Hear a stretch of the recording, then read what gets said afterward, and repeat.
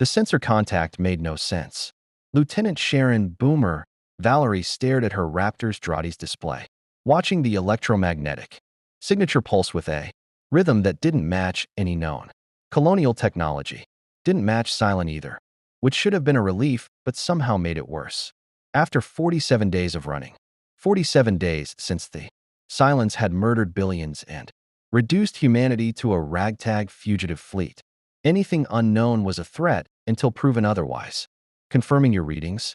Boomer, Horacio, Lieutenant Hoshi, said from behind her. Whatever that is, it's putting out a low-frequency EM field. Consistent pattern, almost like a beacon or a trap. Boomer adjusted their approach vector, keeping the Raptor's nose pointed at the planet below. The world was a corpse. No atmosphere worth mentioning. Surface temperature cold enough to freeze Tilium. And not a single sign of life. The fleet needed water, food, and fuel, not mysteries. But Admiral Adama had been clear. Investigate anything unusual. In a universe where the Cylons could look human now, where they'd infiltrated the colonies so completely that no one had seen the genocide coming. Unusual meant potentially dangerous. The planet's surface resolved on visual as they dropped through the thin exosphere. Gray rock, impact craters, and geological boredom stretched to every horizon. Then Boomer saw it, and her breath caught. Gods of Cobalt. Rising from a plateau of shattered stone stood a ring. Massive, 30 feet tall at least. Made of a material that seemed to drink in the starlight and glow. With an inner luminescence. Symbols covered its surface, not colonial script, not Cylon machine language, but something older. Something that made Boomer's skin prickle with a recognition she couldn't name. The ring stood perfectly vertical, anchored by a platform of the same strange material, surrounded by what looked like control pedestals. Galactica actual, this is Raptor 312, Boomer transmitted, unable to take her eyes off the structure. You need to see this. We found something. Something that shouldn't exist. 3 hours later, Commander William Adama stood in Galactica's port hangar deck, staring at the reconnaissance photos spread across a maintenance cart. Around him, the controlled chaos of a working warship continued. Deck crew servicing Vipers. Ammunition being loaded, the ever-present smell of hydraulic fluid and sweat. But Adama's world had narrowed to the images before him. It's a ring, Colonel Saul Tai said unnecessarily, standing at Adama's shoulder. The Exos' weathered face was set in its permanent expression of military skepticism. Big fracking ring on a dead rock. So what? We've seen stranger things in the last month and a half. Look at the symbols, Saul. Adama tapped one of the photos. Boomer counted 39 of them, evenly spaced around the inner track of the ring. They correspond to no known language, but there's an organization to them. A system. You think it's Cylon? No. The word came with absolute certainty. Adama had spent 40 years in the colonial fleet, fought in the First Cylon War, watched his civilization burn because humanity had created machines that learned to hate their masters. He knew Cylon design philosophy. Utilitarian, efficient, brutal. This was something else. This predates the Cylons. Predates us, maybe. The material science alone. Chief Tyrol looked at the scans. Says the metallurgy is impossible. The alloys shouldn't be able to form naturally. And he can't identify half the composite elements. Ty grunted. Ancient alien artifact. That's what you're saying. I'm saying we need to know what it is. Adama straightened, feeling the weight of command settle heavier on his shoulders. 47,000 survivors. That's what remained of 12 billion colonial citizens. 47,000 souls depending on him to find Earth, to find safety, to somehow keep them alive in a universe that had become hostile and strange. Get me Baltar. If anyone can make sense of this, it's him. The toaster fracker? Ty's voice dripped contempt. Gaius Baltar, the brilliant scientist whose work on colonial defense networks had somehow, mysteriously, conveniently, survived when everything else burned. The man whose girlfriend had been a Cylon agent. The man who might be a traitor, or might just be the unluckiest genius in human history. The genius who understands systems, Adama corrected. Like it or not, Saul, we need his mind. Dr. Gaius Baltar arrived in Adama's quarters with his characteristic blend of nervous energy and intellectual arrogance. The scientist moved like a man perpetually aware of his own importance and simultaneously terrified someone might notice him. He wore a civilian suit that had seen better days. Everyone's wardrobe had suffered since the silent attack, and his eyes darted around the spartanly furnished room as if cataloging potential threats. "Commander, you summon me?" Baltar's accent carried the educated tones of Caprica's upper classes, though Adama knew the man had clawed his way up from poverty. "I do hope this is important. I was in the middle of crucial work analyzing artillery reserves, which are, I should mention, critically low. We have perhaps 3 jumps remaining before. Look at these." Adama spread the photographs across his desk. Baltar fell silent. He stepped forward, picked up the top image, and Adama watched the scientist's expression transform from irritated impatience to fascinated intensity. Baltar's fingers traced the symbols on the ring, and his lips moved silently as if counting. "Extraordinary," Baltar breathed. "The mathematical precision. Commander, these symbols aren't decorative. They're a coordinate system. Look here." He grabbed another photo, comparing the two. The ring itself appears to be some kind of interface. If I'm reading this correctly, and I'm virtually certain I am, these symbols represent points. Destinations, perhaps? The inner ring clearly rotates, suggesting a selection mechanism. You input a sequence, and what, Doctor?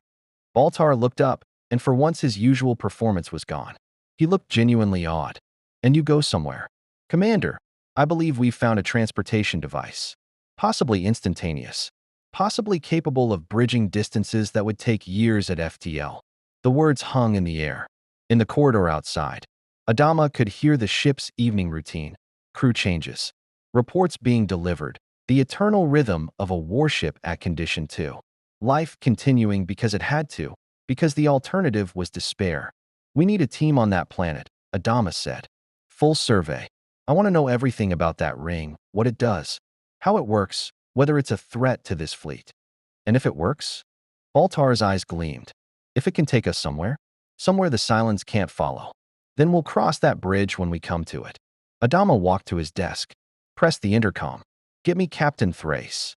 If they were going to investigate an ancient alien device that might be humanity's salvation or its doom, he wanted his best pilot on the mission. He wanted Starbuck.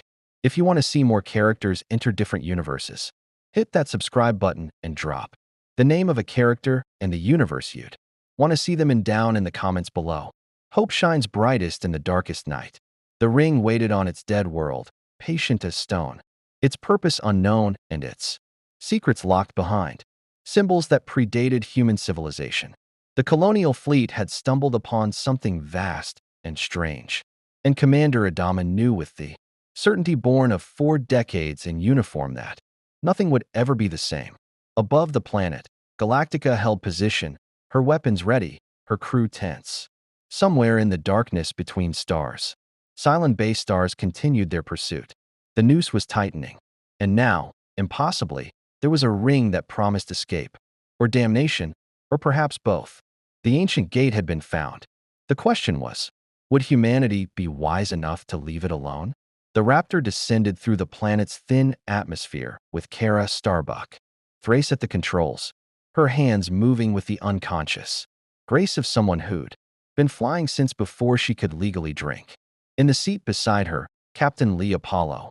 Adama watched the approach with the careful attention of a CAG who knew that the universe had become very good at killing pilots lately.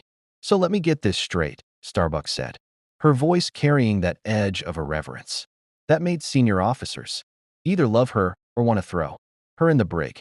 "We're investigating a giant ring on a dead planet because Baltar, the guy who may or may not have handed the silence the keys to our entire defense network, thinks it's a magic teleporter.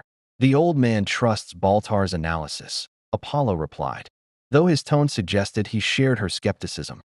"And we need options, Kara. The Silence are 3 days behind us, maybe less. Our fuel reserves are critical. If this thing is what Baltar thinks it is, then we're pinning our hopes on alien technology we don't understand, can't control, and have no idea where it leads." Starbuck grinned without humor. "Sounds about right for our current situation." The Raptor touched down 50 meters from the ring structure, landing struts settling into the dusty surface with barely a shudder. through the cockpit canopy. The device dominated their view, impossibly tall, unnaturally smooth, radiating that subtle glow that seemed to come from within the material itself, rather than reflecting external light. Chief Galen Tyrol was already waiting outside with his engineering team, having come down on the first transport. The chief looked like he hadn't slept in days, which was probably accurate, keeping a 40-year-old Battlestar operational, with dwindling spare parts. And no shipyard support was a losing battle fought through sheer stubbornness and engineering genius. "Welcome to the freak show," Tyrol called as Starbuck and Apollo climbed out of the Raptor. The chief gestured to the ring. "We've been scanning this thing for 2 hours. Want to know what we've found?" "Enlighten me, Chief." "Nothing. Absolutely fracking nothing." Tyrol's frustration was evident. "Our instruments can't penetrate whatever this material is. It doesn't register on thermal, barely shows up on EM spectrum. And when Callie tried to take a sample with a drill, the bit broke. Industrial diamond bit, rated for hull plate. Snapped like it was made of glass."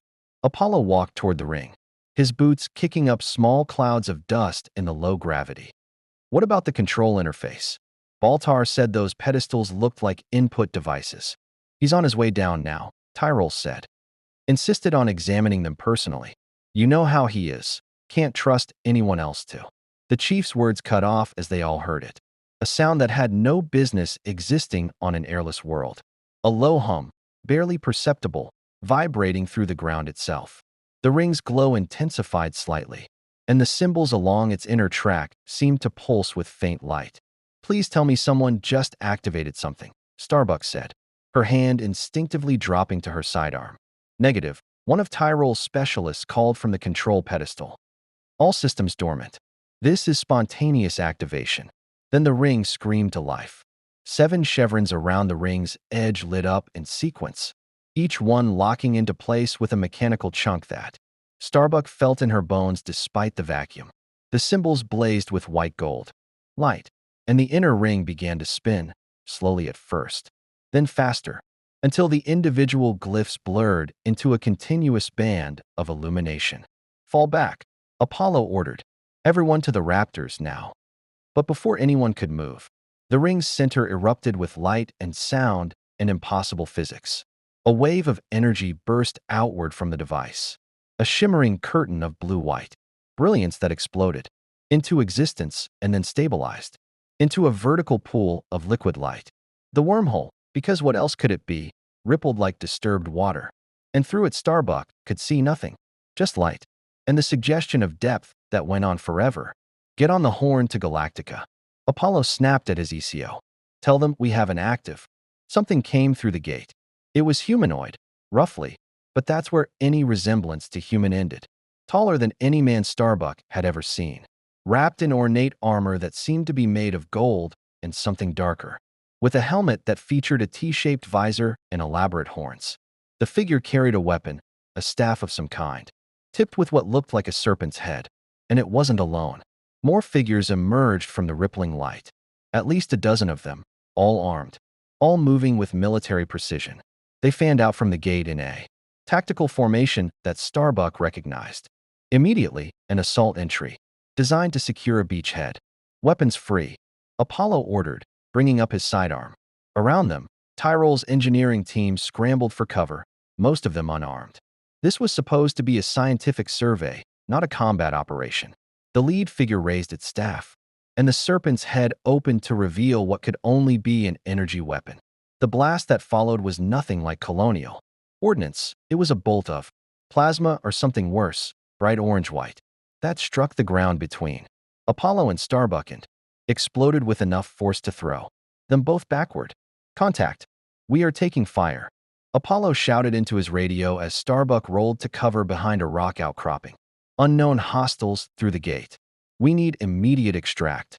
Starbuck returned fire with her sidearm, the familiar recoil of ballistic ammunition feeling almost quaint compared to the energy weapons the hostiles were using. Her shot struck one of the armored figures in the chest and did nothing. The round simply ricocheted off the armor, leaving not even a scorch mark. "Apollo, our weapons are useless. Fall back to the Raptors." Apollo was firing methodically, Each shot aimed and controlled, even though they clearly weren't penetrating. Military training overriding the obvious futility. Fighting withdrawal. One of Tyrole's engineers, Specialist Vareem, barely 20 years old, didn't make it. An energy blast caught him center mass, and he simply vaporized. Not burned, not torn apart, but converted instantly from solid matter to dispersing atoms. No blood, no body, just gone. Frack this. Starbuck grabbed Apollo's arm. We can't fight them. We need air support. As if in answer, the roar of afterburners split the thin atmosphere. Two Vipers screamed overhead. Lieutenant Brendan Hot Dog Costanza and Ensign Diana Hardball Celix, responding to the emergency beacon. Their autocannons opened up, 30mm rounds stitching across the ground toward the hostile formation. The armored figures barely reacted. Whatever their armor was made of, it shrugged off cannon fire designed to punch through silent raider hulls. But the barrage bought time, enough for Apollo, Starbuck, and the surviving engineers to reach the Raptors. Go, go, go. Tyrol practically threw his people into the transport bay. Get us out of here. Starbuck hit the Raptor's engines before she'd even fully strapped in, the spacecraft leaping skyward on columns of thrust. Through the rear camera feed, she watched the hostiles regroup at the gate, and then, impossibly, horrifyingly, she saw one of them aim skyward. The energy blast that followed was far more powerful than the hand weapons. It streaked up from the planet's surface like a lance of golden fire, tracking the Raptor with unnatural precision. Starbuck jinked hard left, the spacecraft's frame groaning under the G-forces, and the blast missed by meters. They have anti-aircraft capability. She transmitted to the Vipers. Hot Dog, Hardball, weapons are ineffective. Break off and return to Galactica. As the Raptor clawed for altitude and the safety of orbital space, Starbuck risked one last look at the ring. The shimmering pool of light remained active, and through it, she could see movement. More figures. Dozens more. Whatever the gate was, wherever it led, something on the other side had noticed humanity's discovery, and it had responded with overwhelming force. Galactica's CIC erupted with controlled chaos as the reports flooded in. Adama stood at the command table, his face carved from stone, watching the tactical display update with hostile contacts planetside. Vipers report unknown hostiles emerging from the artifact, Colonel Ty relayed, his voice tight. Energy weapons, advanced armor. Our ordnance ineffective. One Kia confirmed, Chief Tyrole's specialist. Where's the Raptor? Making orbit now? Apollo and Starbuck are safe, but the hostiles are holding position at the gate. Adama's mind raced through tactical options, each one worse than the last. They couldn't bombard the site from orbit, not without knowing what effect that would have on the gate, which might be their only hope of escape from the silence. They couldn't assault with ground forces if their weapons didn't work, and they couldn't ignore it, not when something hostile had just established a foothold in their temporary refuge. Commander, we're being hailed, Lieutenant Gaeta announced from communications. Audio only, unknown origin. It's coming from the planet's surface. Put it through. What emerged from the speakers was a voice, deep, resonant, and carrying an authority that bordered on divine. It spoke in colonial standard, which should have been impossible, but somehow wasn't surprising. Humans of the vessels above, the voice declared. You have activated the Chapel AI without permission. This world and this gate are claimed by the God RA, Supreme System Lord of the Goa'uld Empire. You will submit to our authority, or you will be destroyed. Your primitive ships are no match for the power of the gods. Choose wisely, for your survival depends upon proper worship. The transmission ended. In the silence that followed, Adama heard his exo mutter a prayer to the lords of Kobol. Gods, Adama said quietly. They call themselves gods. Do we respond? Ty asked. Adama looked at the tactical display, at the representation of his fleet, one Battlestar, a handful of military vessels, and dozens of civilian ships carrying the last survivors of humanity. They'd fled the silence, fought their way across hostile space, lost people every day to despair and disease and the simple, brutal mathematics of survival. And now they'd stumbled into the territory of something that called itself a god, and had the firepower to back up the claim. Yes, Adama said. We respond, but not with words. He turned to his weapons officer. Launch the alert Vipers. I want a combat air patrol established immediately. And get me every department head in the wardroom in 10 minutes. We need to understand what we're dealing with. As the crew moved to execute his orders, William Adama stared at the planet on the display and thought about the ring, the gate, the Chapai, whatever it was called. Humanity had been searching for Earth, for salvation, for hope. Instead, they'd found something ancient and powerful. They'd found gods, or beings that called themselves gods. And in Adama's experience, anyone who claimed divinity usually had something very human to hide: ambition, cruelty, and a hunger for power. The colonial fleet had survived the silence. Now they would face something far older and possibly far worse. The wardroom was packed, with every senior officer who could be spared from their posts. Adama stood at the head of the table. President Laura Roslin to his right. She'd shuttled over from Colonial One as soon as she'd heard about the contact. Her face was drawn, the cancer treatment taking its visible toll, but her eyes remained sharp and calculating. "Let me see if I understand this correctly," Roslin said, her voice carrying the measured calm of a career politician. "We discovered an alien device. It activated on its own. Armed hostiles emerged claiming to represent a god emperor, and they have weapons technology superior to ours." She paused. "Is that an accurate summary, Commander?" "Unfortunately, yes, Madam President." "Then I'll ask the obvious question. Why are we still in orbit around this planet?" It was Colonel Tai who answered, his gravelly voice cutting through the tension. "Because the Cylons are less than 72 hours behind us. Because our Tilium reserves are critical. And because if we jump away now, we abandon the first genuine hope we've had of finding something, anything that might help us survive." "Hope?" Roslin's laugh was bitter. "Colonel, I've spent the last 47 days maintaining hope for our people while watching them die in increments. What I heard on that transmission wasn't hope. It was a threat from something that has the power to make good on it." Adama raised a hand, forestalling further argument. "Dr. Baltar, you've had time to review the encounter data. What are we dealing with?" Gaius Baltar sat at the far end of the table, looking even more disheveled than usual. He'd spent the last 3 hours obsessively reviewing every scan, every image, every second of footage from the planet's surface. Now he stood, and Adama noticed his hands were shaking slightly. "We are dealing," Baltar began, "with technology so far beyond our own that comparison becomes meaningless. The gate, this Chappie AI, represents a quantum leap in applied physics. Instantaneous matter transmission across potentially unlimited distances. The energy requirements alone should be astronomical. Yet the device shows no obvious power source. It simply works. That's not what we need to know." "Doctor," Starbuck interrupted from her position leaning against the bulkhead. "We need to know how to fight these things. Their armor, their weapons, what are we up against?" Baltar brought up holographic displays from the room's ancient projector system, showing freeze frames of the armored figures. "Based on spectral analysis, the armor incorporates an alloy we can't identify. Possibly Naquata-based, though that's speculation. The energy weapons are staff weapons, particle accelerators, delivering plasma charges at supersonic velocity. One direct hit would be instantly fatal." "We saw that," Apollo said quietly. Everyone in the room knew about Specialist Farim. "What about their claim to be gods?" Roslin asked. "RA, they said. System lords." "What does that mean?" Baltar's expression became almost professorial, the nervous energy channeling into intellectual excitement.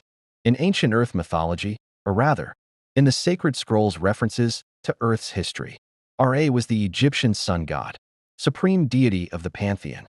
If these beings are claiming that identity, then either they're delusional," Tai growled, "or they've been around for thousands of years.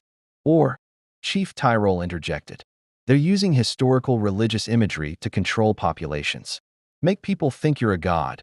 They're a lot easier to subjugate." Adama nodded slowly. It made a terrible kind of sense. Advanced aliens encountering primitive humans, using their superior technology to establish themselves as divine rulers. He'd read enough history to know that humanity had a long tradition of mistaking advanced technology for magic, and magic for divine power. "The question," Adama said, "is what do we do about it? We can't fight them with conventional weapons. We can't ignore them because they control the gate. And we can't negotiate from a position of strength. Because we don't have strength. We could jump away, Gata offered tentatively. Find another refuge. And go where? Roslin's voice was sharp. We've surveyed a dozen systems in the last month. Most are uninhabitable. The ones that might sustain us are either already occupied or lack the resources we need. This gate represents a network, access to potentially thousands of worlds. That's not something we can simply abandon. Apollo leaned forward. What if we tried to communicate? Not submission, but dialogue. Find out what they want, what their capabilities are. Buy time to understand the technology. Buy time for what? Starbuck challenged. So Baltar can figure out how to work a device that predates human civilization? No offense, Doc, but even you aren't that smart. Actually, Baltar said, a strange note entering his voice. I might be. All eyes turned to him. The gate has a control interface. Symbols corresponding to stellar coordinates. If I could access the control mechanisms, study the activation protocols, I believe I could determine how to operate it, where it connects to, how to choose destinations. Adama felt something shift in the room, the subtle change that occurred when desperate. People suddenly saw a path forward. How long would you need? With the hostiles controlling the gate? Impossible to say. Days, perhaps. Weeks. Baltar met Adama's gaze. But if we could secure the site, if we could keep them from destroying the control mechanisms or collapsing the gate network. Commander, this could change everything. This could be our path to Earth. The room fell silent. Outside, Galactica's hull thrummed with the constant vibration of life support and power systems. Somewhere on this ship, 40-year-old equipment was being held together with spare parts and prayers. In the fleet beyond, 47,000 people waited for their leaders to find a miracle. There's another factor, Roslin said softly. The scrolls of Pythias speak of a dying leader who will guide humanity to Earth. I am that leader. She didn't say it with pride, just stark acknowledgement of terminal diagnosis. The scrolls also speak of gates between worlds, passages through the void. What if this is the path we're meant to follow? With all due respect, Madam President, Tai said, betting our survival on ancient prophecy is no more irrational than anything else we've done since the attack. Roslin interrupted. We're following a course to Earth based on coordinates in the sacred scrolls. We survived the silent genocide through a combination of obsolete technology and pure luck. At what point do we acknowledge that we might be part of something larger than random chance? Adama understood what she wasn't saying, that sometimes, when every rational option led to slow death, faith became its own form of strategy. Not blind faith, but the willingness to take risks that logic would forbid. Here's what we're going to do, Adama decided. Starbuck, Apollo, I want combat reconnaissance around that gate. Establish observation posts. Give me detailed intelligence on hostile numbers, capabilities, and patrol patterns. Chief, you work with Dr. Baltar. Want scenarios for accessing that control interface under fire. Commander, Baltar interjected. There's something else. Something I saw in the initial scans. He manipulated the holographic display, bringing up an image of the area around the gate. Look here, approximately 200 meters from the main structure. There's a second pedestal, partially buried. It might be a backup control system or a remote activation point. If we could reach it without alerting the hostiles, then we might have a way to operate the gate independently. Tyrol finished. Send reconnaissance through, find out what's on the other side of their network, or bring more hostiles down on our heads. Ty countered. We're already in their sights, Starbuck said. Might as well make it worth their attention. Adama looked around the table, seeing the mixture of fear and determination on every face. These were people who'd watched their civilization die, who'd fled across hostile space with enemies pursuing, who had every reason to give up and yet somehow kept fighting. Now they were proposing to challenge beings that called themselves gods. The Silens want to exterminate us because we created them and they learned to hate us. Adama said quietly. These Goa'uld want to enslave us because they see us as subjects for their empire. I'm tired of being someone else's victim. He straightened. We investigate this gate. We learn how it works. And if these so-called gods try to stop us, we show them that humanity doesn't worship at gunpoint. 12 hours later, Starbuck lay prone on a ridge overlooking the gate, her rifle scope tracking the hostile patrol patterns. Beside her, Apollo was sketching tactical maps on a datapad. noting sightlines and defensive positions. I count 24 guards, Apollo murmured. Rotating shifts every 4 hours.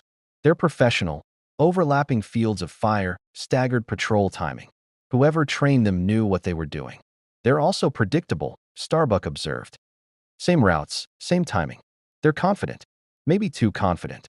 She panned her scope to the partially buried pedestal Baltar had identified. It was within the hostile perimeter, but barely, right at the edge of their patrol route. That's our target. If we can create a distraction on the far side of the gate, draw their attention, you're talking about a suicide mission. I'm talking about a calculated risk. There's a difference. Starbuck lowered the scope and looked at Apollo. Your dad's right. We can't run forever. The Cylons are behind us. The Goa'uld are in front of us. And we're caught in the middle with no fuel and no options. This gate might be our only chance. Before Apollo could respond, their radio crackled. Raptor 312 to ground team. We have silent contact. I repeat, silent contact. Drades confirms 2 base stars just jumped into system. Bearing 275 Karam 348. Starbuck and Apollo locked eyes. The Cylons had found them. Time to hostile weapon range. Apollo demanded. 6 hours at current velocity. They're launching raiders. ETA 40 minutes. The tactical situation had just become infinitely worse.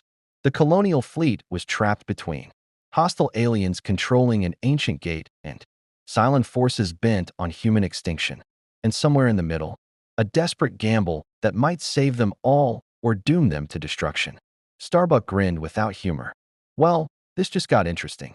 On the planet below, the Stargate continued its patient vigil, symbols glowing with inner light, waiting to reveal destinations unknown. The Goa'uld guards maintained their posts, unaware that their claim to godhood was about to be challenged by the most dangerous thing in any universe. Humans with nothing left to lose. The CIC aboard Galactica transformed into a symphony of controlled urgency.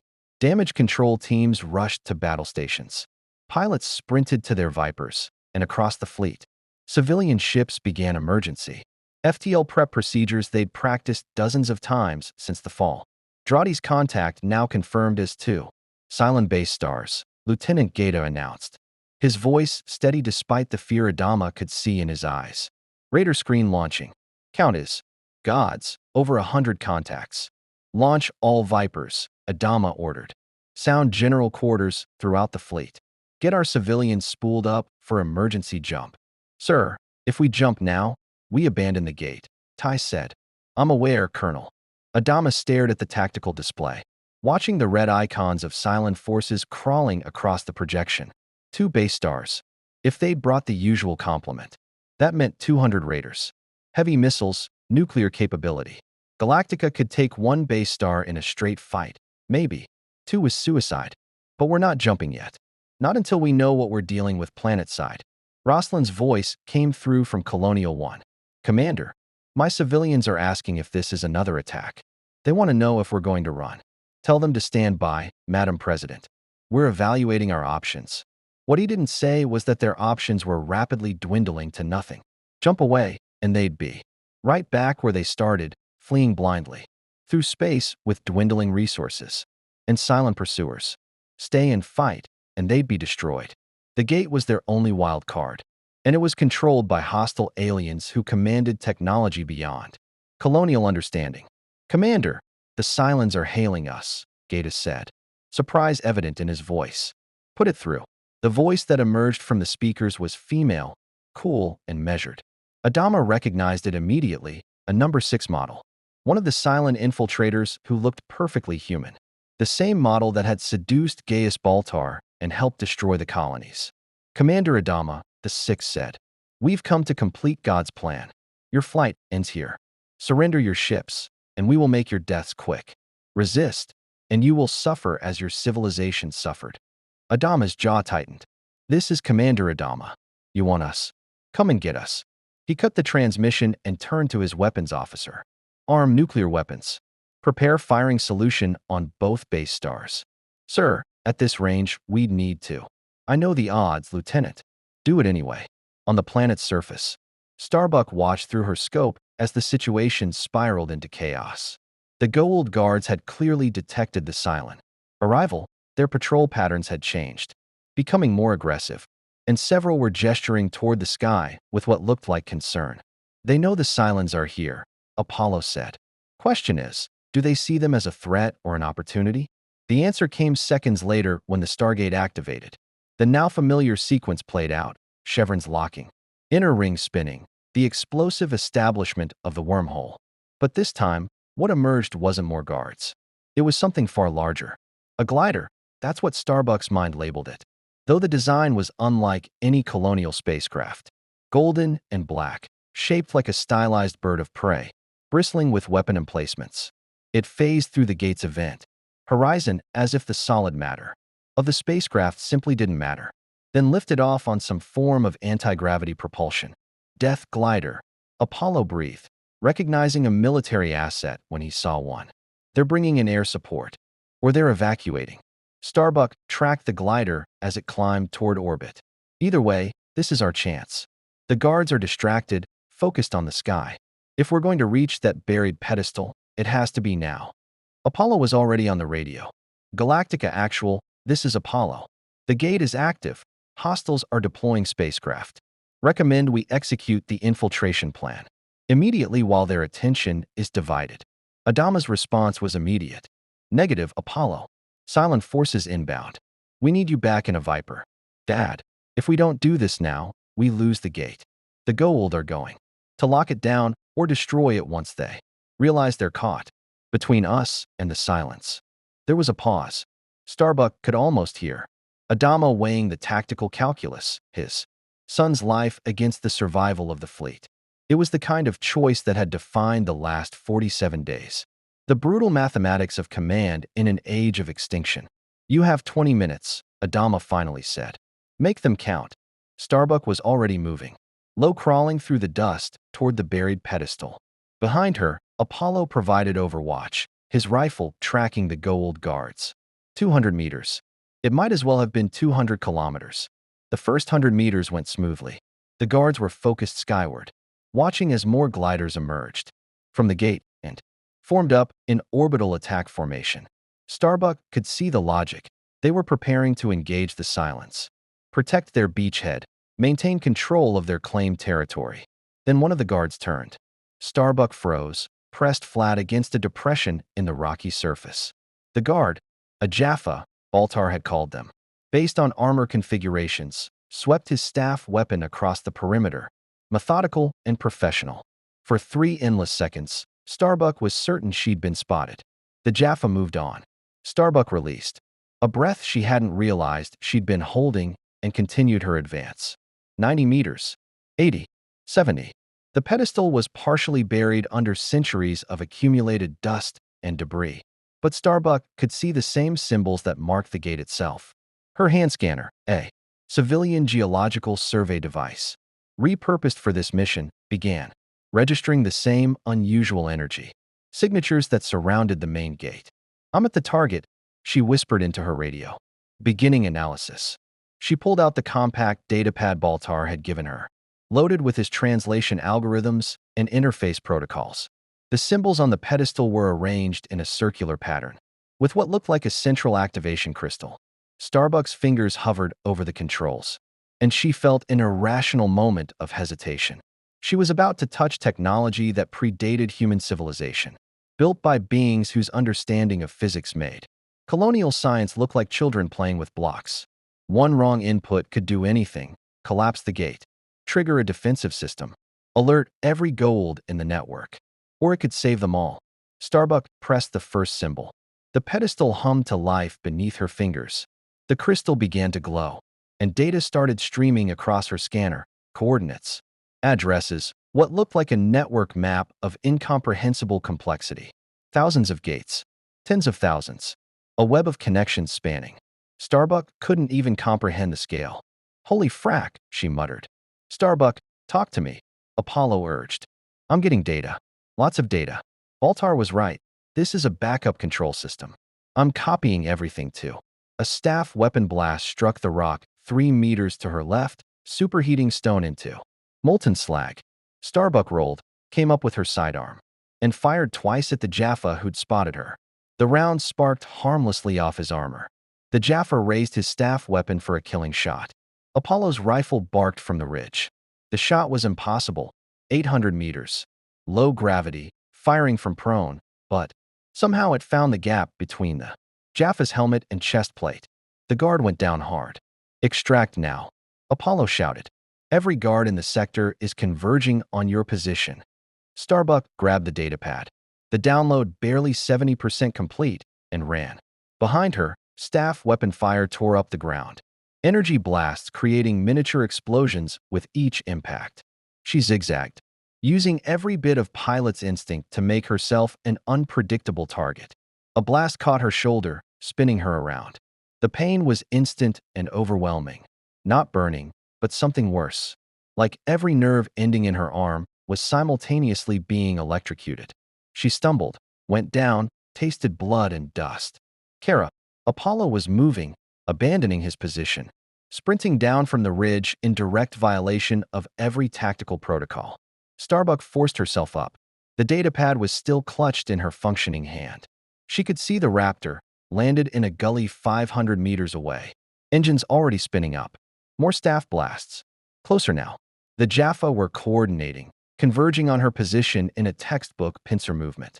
She was going to die on this worthless rock, killed by beings who thought they were gods. And she'd never even see Earth. Then the sky opened up. Viper fire stitched across the planet's surface, hot dog and hardball, responding to Apollo's emergency beacon.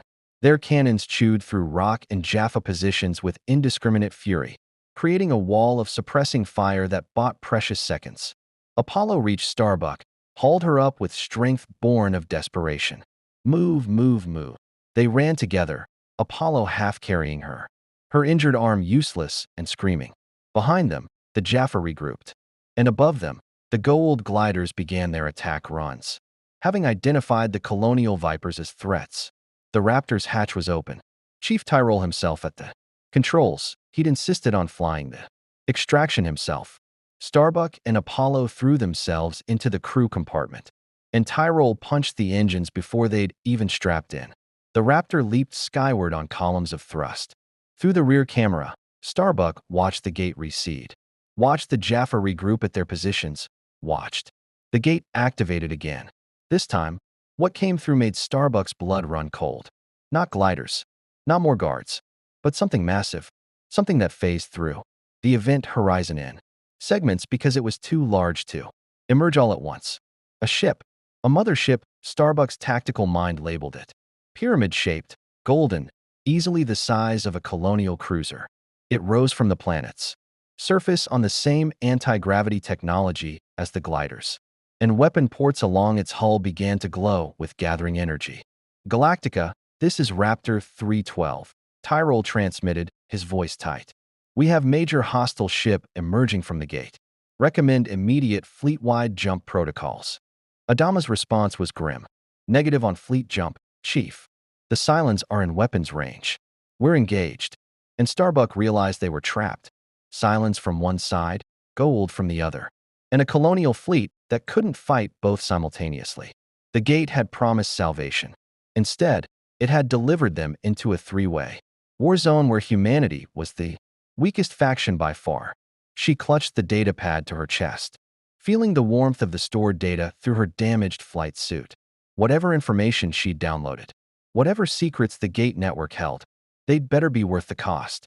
Because in approximately 15 minutes, when the Cylon Raiders and Goa'uld gliders reached Galactica simultaneously, the last survivors of the 12 colonies were going to learn whether ancient alien technology could save them or simply provide a more exotic method of extinction. The Goa'uld mothership designated Hatak by intelligence reports. Baltar was frantically compiling from the downloaded data, rose into orbit with a grace that belied its massive size. Aboard Galactica, every sensor was locked onto the pyramid-shaped vessel as it positioned itself between the colonial fleet and the approaching Cylon base stars. New contact is powering weapons, Gata announced. Energy signature is Commander, I've never seen anything like this. The power output is off the scale. Adama watched the tactical display. 3 distinct forces converging into what would inevitably become a slaughter. The Cylons wanted humanity dead. The Goa'uld wanted humanity enslaved. And the colonial fleet just wanted to survive another day. All batteries, stand by, Adama ordered. Do not fire unless fired upon. Let's see how this plays out. Tai moved closer, voice low. You think they'll fight each other? The Goa'uld claimed this system. The Cylons just invaded it. Adama's eyes never left the display. Neither of them knows we're the priority threat yet. Maybe we can use that. The Cylon raiders reached weapons range first. Over 100. Dart-like fighters accelerating toward the Hatak on columns of red engine glow. Their missiles launched in a synchronized barrage, dozens of warheads, each carrying conventional or possibly nuclear payloads, tracking toward the Goa'uld mothership with machine precision. The Hatak's response was immediate and devastating. Golden energy beams lanced out from weapon emplacements across the pyramid's surface. Not kinetic rounds, not missiles, but pure directed energy that moved at light speed and struck with the force of gods. Cylon raiders simply ceased to exist where the beams touched them. No explosions. No debris, just instantaneous conversion from matter to dispersing energy. In 15 seconds, 40 raiders were destroyed. Gods of Cobol, Tai breathed. The Cylon base stars adjusted their approach, launching their own energy weapons, pulsed plasma charges that had been refined. Through 40 years of genocidal warfare against humanity, the plasma struck the Hatak's shields. Adama noted with growing dread, because the energy simply dissipated against an invisible barrier surrounding the ship. They have defensive screens, Gata said unnecessarily. Our nukes would be useless against that. The Hatak returned fire with its main batteries. Massive energy blasts, golden and terrible, struck the nearest Cylon base star. The first impact caused the base star to shudder, its organic-looking arms flexing under the assault. The second penetrated armor that had been designed to withstand nuclear detonations. The third struck something critical. The base star exploded in an expanding sphere of fire and debris. Adama felt the tactical situation shift in his mind. One Cylon base star destroyed in under a minute. The remaining base star was maneuvering, trying to gain distance, its raiders forming defensive screens. But the Hatak was pursuing, methodical and implacable, like a predator that had identified prey. Commander, the second base star is launching nuclear missiles, Gata reported. Multiple warheads, tracking toward the Goa'uld ship. Belay that, Tai interrupted. They're not tracking toward the Goa'uld ship. They're tracking toward us. Adama's blood went cold. The Cylons had made their calculation. They couldn't defeat the Goa'uld ship, but they could still accomplish their primary mission, human extinction. If they couldn't destroy the Hatak, they'd destroy the colonial fleet before being destroyed themselves. All-point defense batteries, engage those missiles, Adama ordered. Launch countermeasures. Get our civilian ships jumping immediately. Sir, we don't have jump coordinates plotted, Gata protested. Then they jump blind. Anywhere is better than a nuclear detonation. Move. Galactica's defensive batteries opened up. Flak bursts filling space with shrapnel designed to intercept incoming ordnance. The first wave of missiles died in the kill zone. The second wave adapted, adjusting trajectories, using evasive maneuvers that no human pilot could match. One missile got through. It detonated 300 meters off Galactica's starboard bow, a miniature sun blooming in the void. The electromagnetic pulse washed over the Battlestar's hull, and half the lights in CIC flickered and died before emergency systems kicked in. Damage report. Adama barked. Starboard batteries offline. Multiple hull breaches on decks 7 through 12, casualties unknown. The Hatak fired. Its main weapon, a lance of golden energy. That made its point defense beams look like flashlights, struck the remaining Cylon base star amidships. The beam burned through the base star's armor like it wasn't there. Through internal compartments.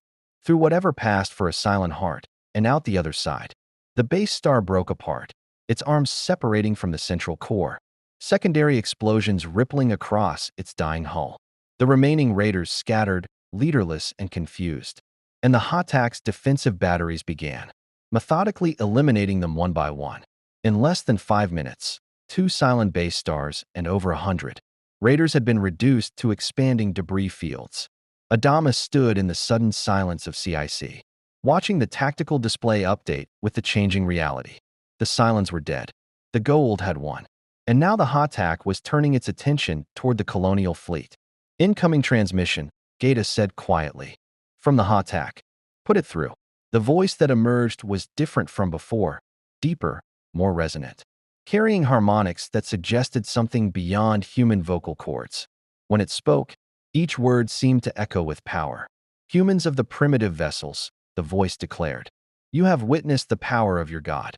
The Cylons who dared invade this territory have been cast down, their false machines destroyed. You will now demonstrate your gratitude through worship and submission. Land your vessels on the planet below. Your ships will be claimed for the glory of Ra. Your people will serve in his fields and armies. Resistance is death. Obedience is survival. Choose now. The transmission ended. Roslin's voice came through immediately from Colonial 1. Commander, my ships are ready to jump. Give the order. Adama looked at the Hatak, at the debris of 2 Cylon base stars floating in the void, at the scattered remains of humanity's ancient enemy. The Goa'uld ship had destroyed the Cylons with contemptuous ease. It could do the same to the colonial fleet. But there was a difference. The Cylons had attacked first, had declared themselves an invader force. Galactica had held fire, had remained neutral. And the Goa'uld wanted slaves, not corpses. That created an opening. Negative on fleet jump, Madam President, Adama said. Colonel Tai, open a channel to the Hatak. We're going to negotiate. Commander, Tai began. That's an order, Colonel. Tai's jaw worked, but he nodded to Gata. The communication channel opened. This is Commander William Adama of the Battlestar Galactica, Adama said, his voice carrying the authority of 40 years in uniform. We are not your subjects. We didn't invade your territory, we discovered it by accident while fleeing an enemy who seeks our extinction. The Cylons you destroyed were that enemy. You want worship? Earn it. You want slaves? You'll have to take us. And I promise you'll pay in blood for every person you chain. He paused, letting the words hang in the void. But if you want allies, if you want warriors who know how to fight, who've survived against impossible odds, who understand that survival sometimes requires cooperation, then let's talk. Not as gods and subjects, as soldiers to soldiers. The silence stretched for 30 seconds. A minute. Adama could feel every eye in CIC on him. Could sense Ty's mixture of horror and admiration. Could imagine Roslin's reaction aboard Colonial 1. Then the Hatak responded. You dare address RA with such insolence? The voice carried genuine surprise, as if the concept of humans refusing submission was foreign. Your primitive ship could not survive a single strike from our weapons. Your people number in the thousands. We command millions. What bargaining position do you imagine you possess? The same position we've always had, Adama replied. Nothing left to lose. You want to destroy us? Fine. But you saw how we held our fire while you fought the silence. We gave you intelligence about that. Threat. Our presence here warned you of the invasion. That's worth something. Another pause. Shorter this time. You interest us, human commander. Your defiance is unusual. Most species grovel or fight. You offer neither worship nor resistance, but cooperation. The voice changed slightly, became more thoughtful. RA is currently occupied with matters of empire, but his first prime, TLC, will meet with you. Land a single small craft on the planet's surface, near the Chapel AI. 3 of your leaders, unarmed. We will speak of these terms you propose. The transmission ended. Ty exploded. Bill, you can't seriously be considering. I'm considering, Adama interrupted, that we just watched the Cylons get slaughtered by a force we can't hope to defeat militarily. I'm considering that we're almost out of fuel and options. And I'm considering that if these Goa'uld wanted us dead, we'd already be dead. He turned to face his exo. We need that gate. So, we need access to their network, their resources, their knowledge. If talking gets us that, then we talk. And if it's a trap, then I'll die knowing I tried. Every option to save this fleet. Adama, move toward the hatch. You have the con, Colonel. I'm taking a raptor down to the surface. Who are you bringing? Roslin's voice came through the comm. Because I'm coming with you, Commander. This is as much a political negotiation as a military one. Agreed, Madam President. And I'm bringing Dr. Baltar. Baltar. Ty's voice was incredulous. The toaster fracker? The genius who might be able to understand their technology, Adama corrected. We're going to need every advantage we can get. 30 minutes later, a raptor descended toward the planet's surface, carrying 3 humans toward a meeting with beings who called themselves gods. Adama piloted. Rosalind sat in the co-pilot seat looking pale but determined, and Baltar occupied the crew compartment. Clutching the datapad, Starbuck had recovered and, muttering calculations under his breath. "I've been analyzing the gate network data," Baltar said as they approached the landing zone. "The architecture is extraordinary. The gates don't just connect planets. They form a web with redundancy protocols, security lockouts, something that looks like a governing intelligence. And there are notations in the network map, markers that might indicate resource-rich worlds, uninhabited systems, strategic locations. Can you operate it?" Adama asked. "Given time, possibly. The interface is remarkably intuitive once you understand the symbolic language. Each symbol represents a spatial coordinate, three-dimensional positioning using stellar drift as a reference frame. 6 symbols to create a point in space, a 7th to identify the point of origin. The mathematics are." Baltar trailed off, lost in his own genius. "Focus, Doctor," Rosalind said sharply. "Can you get us through that gate to somewhere safe?" "Safe is relative, Madam President. But yes, I believe I can identify destination addresses that might offer resources, sanctuary, or at least neutral ground." Baltar looked up, his expression serious. "The question is whether the Goa'uld will allow us access." The Raptor touched down 50 meters from the Stargate. The wormhole was inactive, the ring standing silent. And arrayed before it were 24 Jaffa warriors in formation. At their center stood a figure who radiated authority, taller than the others. His armor more ornate, a golden symbol marking his forehead. "That's him," Baltar whispered. "TLC, the first prime, commander of Ra's personal guard." Adama powered down the Raptor and unsealed the hatch. The planet's thin atmosphere wouldn't kill them immediately, but breathing was labored. They stepped out onto the dusty surface. 3 unarmed humans facing an army of warriors who served gods. TLC stepped forward. When he spoke, his voice carried strength and something else, intelligence, perhaps, an awareness that suggested more than simple soldier. "I am TLC, first prime in the service of the God Ra. Supreme System Lord. You are the humans who defied divine command. Explain yourselves before I pass judgment." Adama met the Jaffa's gaze without flinching. "I'm Commander William Adama. This is President Laura, Rosalind, and Dr. Gaius Baltar. We represent the last survivors of the 12 colonies of Kobol, 50,000 people, fleeing genocide. We mean no offense to your RA, but we won't trade one extinction for another. The Silence who attacked, they are your enemy? Our creations who turned on us. They destroyed our worlds, killed billions. We've been running for 47 days. Something flickered in TLC's expression. Not sympathy, exactly, but recognition. "You are refugees. We're survivors," Rosalind corrected. "And we're desperate. That Stargate represents access to resources we need: food, water, medicine, fuel. We're willing to trade for that access. Work for it. Fight for it, if necessary." TLC was silent for a long moment. Then he spoke words that changed everything. "The Goa'uld Empire spans thousands of worlds. We command armies, fleets, populations numbering in the billions. We are the gods of this galaxy, and all bow before our power." He paused. "But gods who rule through fear alone eventually face rebellion. RA has learned this through millennia of conquest. You offer cooperation instead of submission. This is intriguing." "What are you saying?"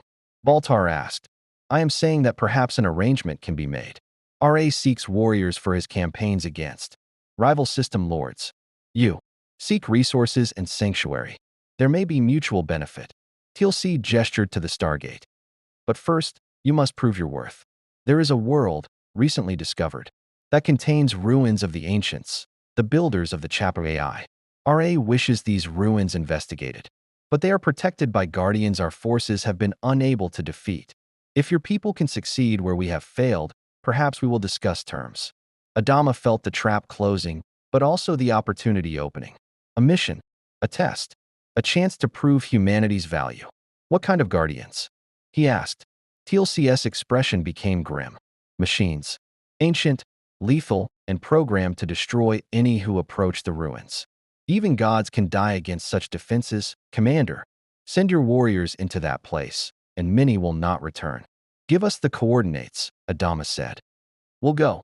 Because in a universe where gods wielded weapons of mass destruction and humanities, only allies were beings who demanded worship at gunpoint. Proving your worth through blood was sometimes the only currency that mattered. The briefing room aboard Galactica was packed with the fleet's best, or what remained of them. Starbuck sat at the front row, her injured shoulder wrapped and medicated, refusing to be sidelined. Apollo stood beside her, along with Hot Dog, Hardball, and a dozen other pilots who'd survived the silent attack.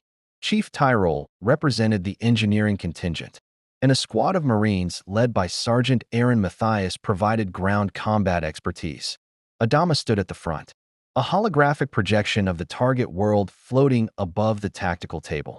The planet looked Earth-like: blue oceans, green continents, white cloud formations. Beautiful, and according to TLC, absolutely lethal. The Goa'uld call it Valona, Adama began.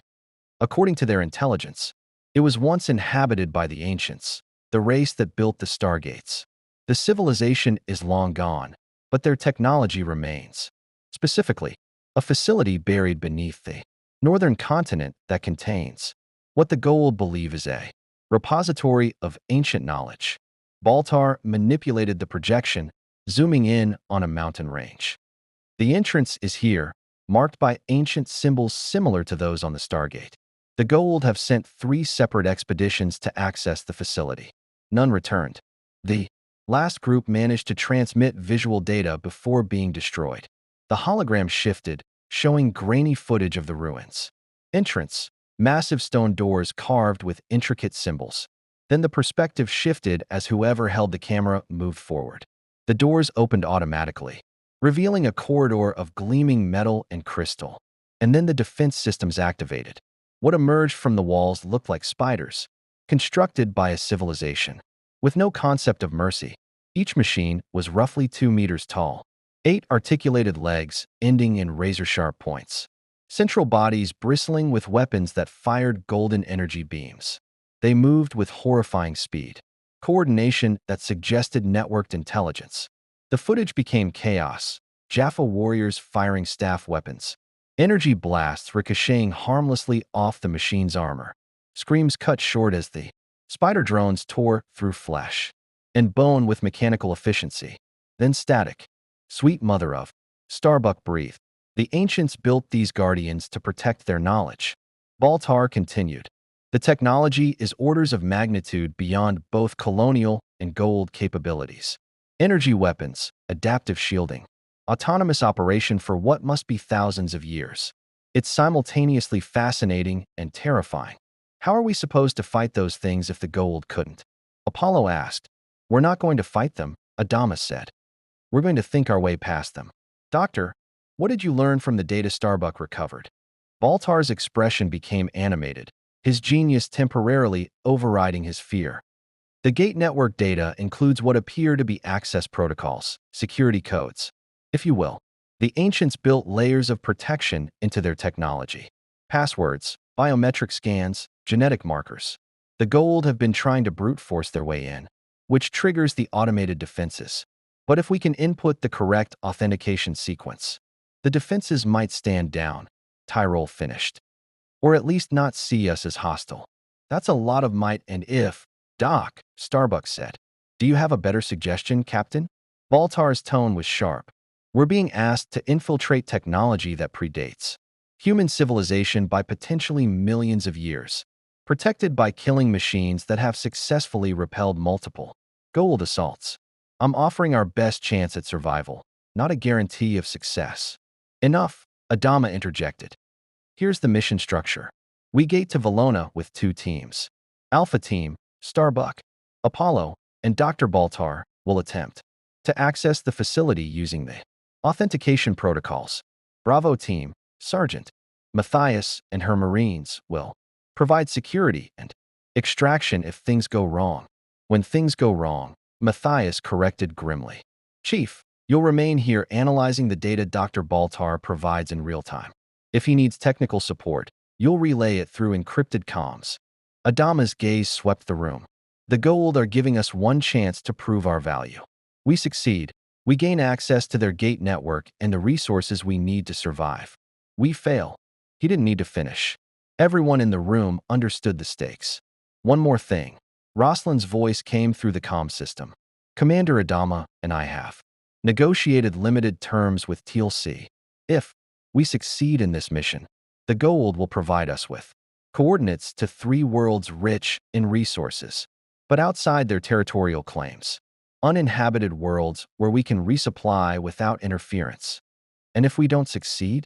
Hot Dog asked. Then we jump blind into unknown space with less than 2 full Tilium tanks remaining, Adama said bluntly. Questions? Starbuck raised her good hand. Yeah. When do we leave? 1 hour. Teal Sea is providing us with a Goa'uld data device, something called a GDO that will allow us to dial the gate from Valona back to this location. It's synchronized to their control crystals, which means if we're compromised, they can lock us out. So we're completely dependent on the goodwill of beings who think they're gods. Apollo said. Fantastic. We're dependent on mutual interest, Adama corrected. They want that ancient knowledge. We want supplies and safe passage. Both sides benefit from cooperation.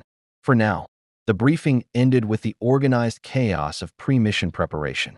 Pilots checked weapons, Marines inventoried ammunition, and Baltar retreated to his lab to finalize the authentication algorithms he'd extracted from the gate network data. Adama found Starbuck in the pilot's ready room, staring at a photo pinned to her locker, her and Zach Adama, the commander's younger son, taken months before the younger Adama had died in a training accident. Starbuck had been Zach's instructor. She'd passed him when he shouldn't have passed. The guilt had defined her relationship with the Adama family ever since. He should be here, Starbuck said quietly, not looking up. Zach would have loved this. Alien technology, ancient mysteries, insane danger. Right up his alley. He'd also be terrified, Adama said, stepping into the room. Zach was brave, but he wasn't reckless. Not like you. Is that supposed to be a compliment? It's an observation. Adama moved to stand beside her. Kara, I need you focused on this mission. Not on guilt, not on proving something to yourself or to me. Just focused on coming back alive. Why me? Starbuck asked. You've got pilots who are better shots, Marines who are better soldiers. Why send me through that gate? Because you're lucky, Adama said simply. And because when everything goes wrong, not if, when, you're the one who'll find a way to survive anyway. You always do. Starbuck finally looked at him. That sounds like faith, Commander. I didn't think you believed in that.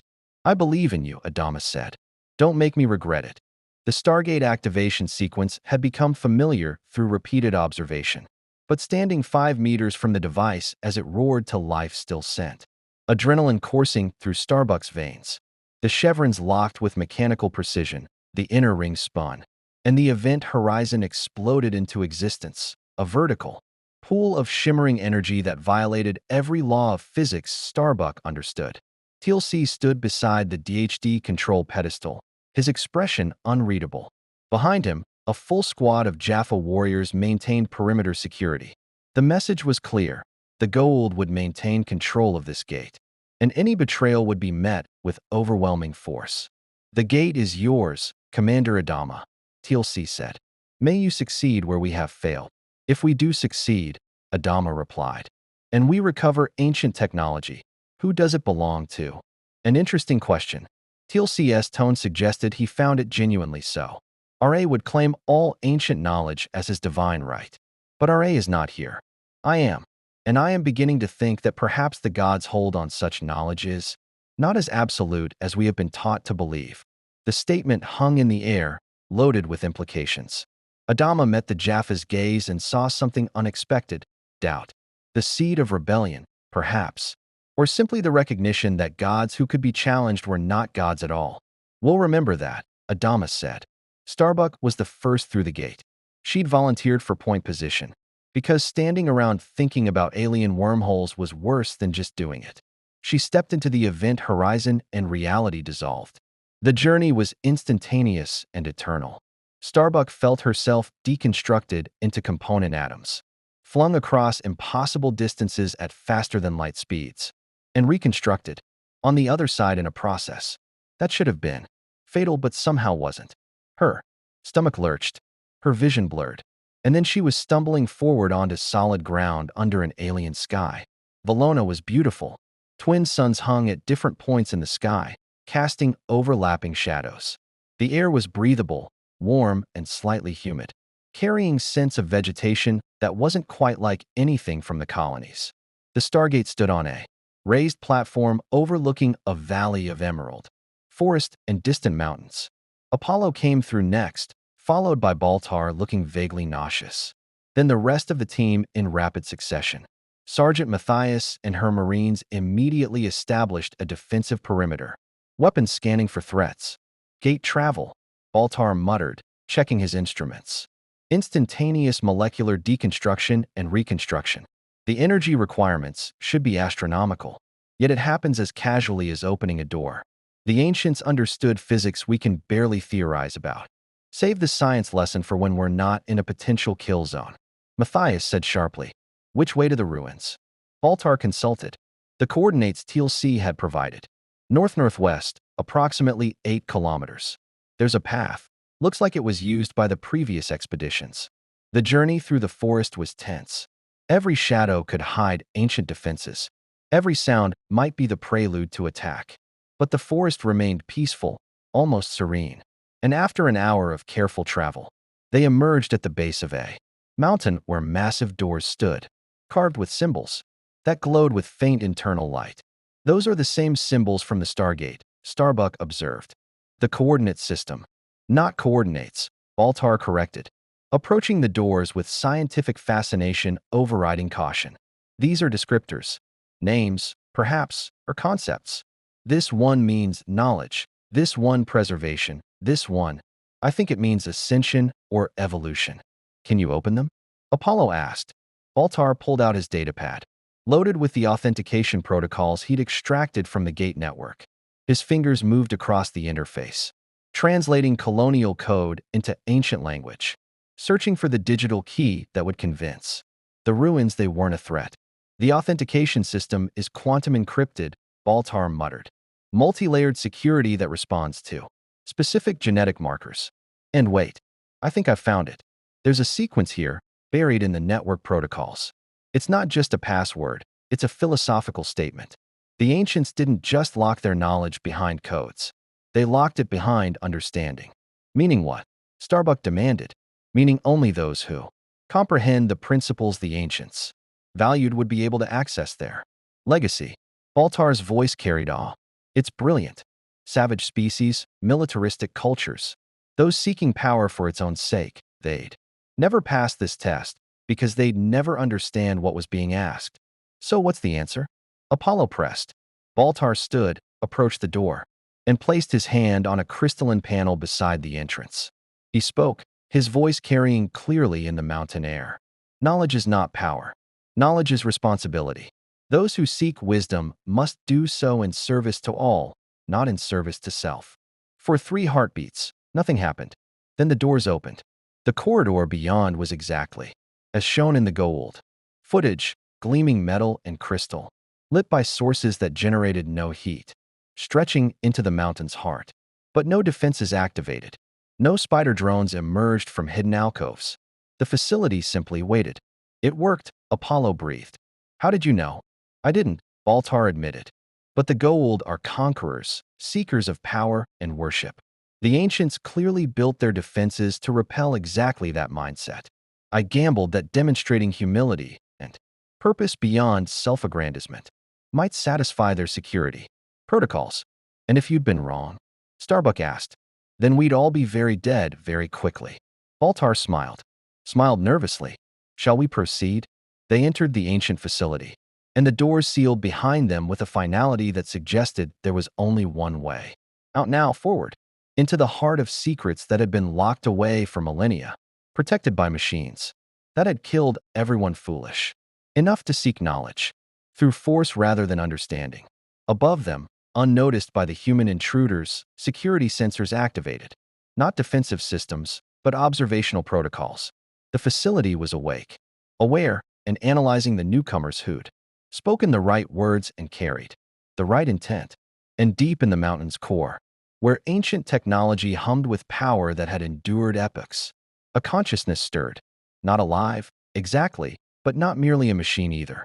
Something in between, left behind by builders, who had transcended physical form but still wished to guide those who came after. The test had only just begun. The corridors of the ancient facility defied colonial engineering principles. The walls seemed to generate their own light, a soft blue-white glow that had no visible source. The floors were perfectly smooth, yet provided traction that adjusted to each footstep. And the air, despite being sealed for millennia, was fresh, climate-controlled, as if the facility had simply been waiting for visitors to arrive. The environmental systems are still active. Tyrole's voice crackled through the radio from Galactica. Baltar had been providing real-time data streams back through the Stargate. That means power generation, circulation, everything. This technology shouldn't be possible. Yet here we are, Baltar replied, scanning the walls with his instruments. The material composition alone is extraordinary. It's not metal in any conventional sense, more like crystallized. Energy held in a stable matrix. Self-repairing, self-sustaining. The ancients didn't build structures meant to last millennia. They built structures meant to last eternally.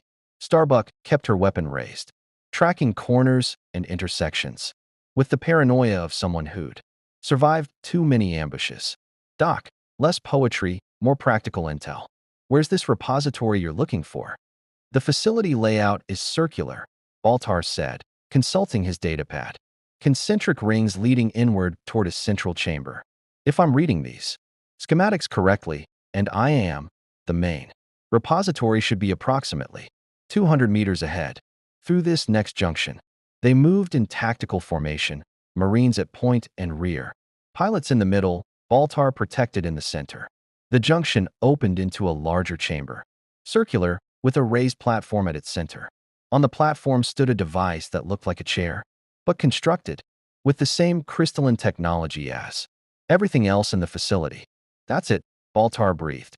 An ancient repository interface, a neural download system. You sit in the chair, it interfaces directly with your brain and downloads the entire accumulated knowledge of the ancients directly into your mind. That sounds incredibly dangerous, Apollo said. Oh, it is. Catastrophically so. The human brain isn't designed to handle that volume of information. Most species would suffer complete neural collapse, essentially turning their brain into organic soup. But the potential. Baltar's eyes gleamed with scientific hunger. To know everything the ancients knew. Physics, medicine, technology, philosophy. It would be like ascending to godhood through pure knowledge. Nobody's downloading anything into their brain, Starbuck said flatly. We're here to scout, not commit suicide by alien science experiment. Agreed, Sergeant Matthias added. We document. We report back. We let command make the call. Baltar looked like he wanted to argue, but recognized the wisdom of caution. He began scanning the repository chair with every instrument he'd brought, downloading data while the Marines established security around the chamber's perimeter. That's when the facility's true nature revealed itself. The walls shimmered, and holographic projections materialized throughout the chamber, humanoid figures, translucent and glowing, wearing robes that suggested ancient Earth civilizations. Their faces were serene, wise, and somehow sad. Welcome, one of the projections said, its voice carrying harmonics that suggested multiple speakers overlaid. We are the ancients, though that is not what we called ourselves. We were the Alterans, the first evolution, the builders of gates and the mappers of reality. Every weapon in the room tracked toward the projections. Those Starbuck knew bullets would be useless against light. We are not enemies, the ancient continued. These are merely recordings. Preserved knowledge meant to guide those who follow in our footsteps. You have proven yourselves worthy by speaking the words of understanding. Now you may learn. Learn what? Apollo asked, lowering his weapon slightly. The projection gestured, and the chamber transformed. Holographic images flowed around them, galaxies forming, civilizations rising and falling. The construction of the Stargate network spanning across impossible distances. Starbuck watched humanity's entire cosmic context shift, realizing that the 12 colonies, the silence, everything they knew was a tiny fragment of something vastly larger.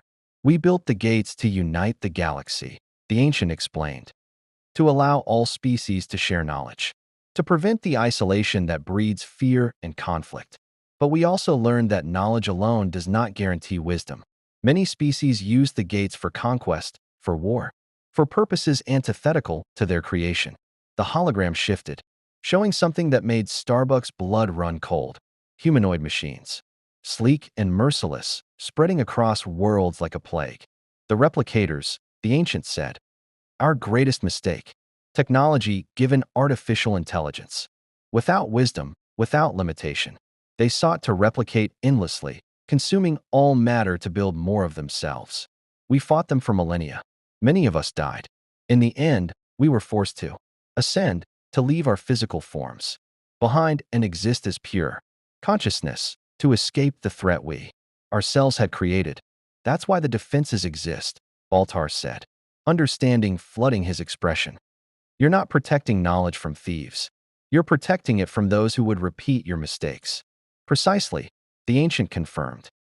The repository contains our accumulated understanding, but that understanding includes the means to create weapons of unimaginable destruction, technology that could remake reality itself, knowledge that in the wrong hands would guarantee extinction for any species foolish enough to use it without wisdom. The projection turned its attention to Baltar specifically. You, scientist, you comprehend the mathematics of creation, but do you understand the responsibility that comes with such knowledge? Your civilization created artificial intelligence that turned against you. Will you repeat this error with ancient technology? Baltar stepped back as if physically struck. The silence weren't my fault. I didn't. Did you not? The ancient's voice carried no judgment, only a terrible clarity. You built systems that prioritized efficiency over ethical consideration. You created defense networks that reduced living beings to data points. You are brilliant, Dr. Baltar. But brilliance without wisdom is the seed of catastrophe. Starbuck watched Baltar's face cycle through denial, anger, and finally something like understanding. She'd never seen the arrogant scientist look so vulnerable, so completely stripped of his defenses. So what are you saying? Apollo interjected. That we're not worthy of this knowledge. We are saying that worthiness is not a static state, but a choice, made with every application of power. The ancient replied, you may access the repository. You may take what knowledge you need, but understand that every piece of technology you claim comes with responsibility for its use. The ancients ascended because we learned too late that power without wisdom leads only to ruin. Another hologram appeared, a schematic of what looked like a power generation system. This is a zero-point module. It extracts vacuum energy from subspace, providing nearly unlimited power. With it, your ships could travel indefinitely. Your weapons could level mountains. Your defenses could withstand any assault. The schematic rotated. It could also destabilize local spacetime if misused, create cascading quantum collapses that would consume solar systems, or be weaponized into a bomb that would make your nuclear arsenals look like children's firecrackers. You're trying to scare us, Matthias said. We are trying to teach you, the ancient corrected. Fear is wisdom's foundation. Those who do not fear the power they wield inevitably destroy themselves with it. The Goa'uld who came before you had no fear. They saw only power to be claimed, weapons to be taken, knowledge to be hoarded. They failed our test not because they lacked intelligence, but because they lacked humility. Baltar had been quiet, but now he spoke, his voice uncharacteristically subdued. If we take this knowledge back to the Goa'uld, which we're essentially obligated to do, won't we be arming beings who definitely lack humility with technology they'll misuse? An excellent question, the ancient said. What will you do, humans of the 12 colonies? Will you serve those who call themselves gods by providing them greater power? Or will you choose another path? The question hung in the air like an accusation. We need supplies, Apollo said. Food, water, medicine, fuel. Our people are dying. If cooperating with the Goa'uld keeps them alive, that's what we have to do. Survival at any cost? The ancient's voice carried sorrow. We thought the same once. We compromised our principles in the name of expediency. We bargained with forces we should have opposed. In the end, those compromises cost us everything. our civilization, our galaxy, our very physical existence. Starbuck felt anger rising, hot and immediate. That's easy for you to say from your ascended perspective or whatever. You're dead. You don't have to make the choice between your principles and watching children starve. We do. Every day. So forgive us if we can't afford your philosophical purity. The ancient regarded her with what might have been approval. Passion without aggression. Conviction without cruelty. You have the potential for wisdom, warrior. But potential unfulfilled is merely waste. The projections began to fade. You will find what you need in the adjacent chambers. Technology, yes, but also understanding. Data on gate addresses, resource worlds, safe havens. We leave you with one final warning. The gate network spans more than space. It spans civilizations, each with their own hunger for power. The Goa'uld are merely one thread among thousands. Choose your alliances carefully, for the consequences of those choices echo across galaxies. The holograms vanished, leaving the team standing in the sudden silence of the ancient chamber. Well, Starbuck said finally. That was ominous as hell. It was also right, Baltar said quietly. Everyone turned to look at him. About all of it. The silence, the compromises, the dangers of power without wisdom. We're standing at a crossroads. We can take this technology back to the Goa'uld, become their servants in exchange for survival. Or we can. What? Apollo demanded. Refuse their help? Jump into unknown space and hope we get lucky? We have 47,000 people, Lee. We can't afford idealism. Your father would disagree, Baltar said. Commander Adama has spent his entire career refusing to compromise. Principles for expediency. It's why he kept Galactica non-networked despite the efficiency losses. It's why he fought to keep the fleet together, instead of dispersing for better survival odds. He believes that how you survive matters as much as survival itself. This is a command decision, Matthias said. We report what we found. Let the commander make the call. No, Baltar said with surprising firmness. This is a human decision. Right here, right now. We choose what we bring back through that gate. We choose what we give the Goa'uld access to.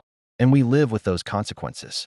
Starbuck looked at the repository chair, at the adjacent chambers the ancients had mentioned, at her team standing in a facility, built by beings who had literally transcended mortality. The weight of the moment settled on her shoulders like physical pressure. All right, she said. Let's see what the ancients left us. And then we make a choice. Together, not as soldiers following orders, but as people deciding what kind of survivors we want to be. They moved into the adjacent chambers and found technology that would change everything. Power generation systems, medical databases, advanced weapons, defensive shields, and most importantly, a complete map of the Stargate network with notations about resource-rich worlds, habitable planets, and strategic locations. But they also found warnings, detailed histories of species that had found ancient technology and used it to destroy themselves, cautionary tales about power, accelerating existing tendencies, making the peaceful complacent, and the aggressive monstrous. And they found coordinates, hundreds of them, gates leading to worlds the Goa'uld didn't control, haven't discovered, or couldn't access. A network within the network. Escape routes. Starbuck stood before a holographic map showing the entire gate network. Understanding slowly dawning. The ancients aren't testing us to see if we're worthy of their knowledge, she said. They're testing us to see if we're smart enough to recognize the trap. The Goa'uld sent us here thinking we'd bring back weapons they could use.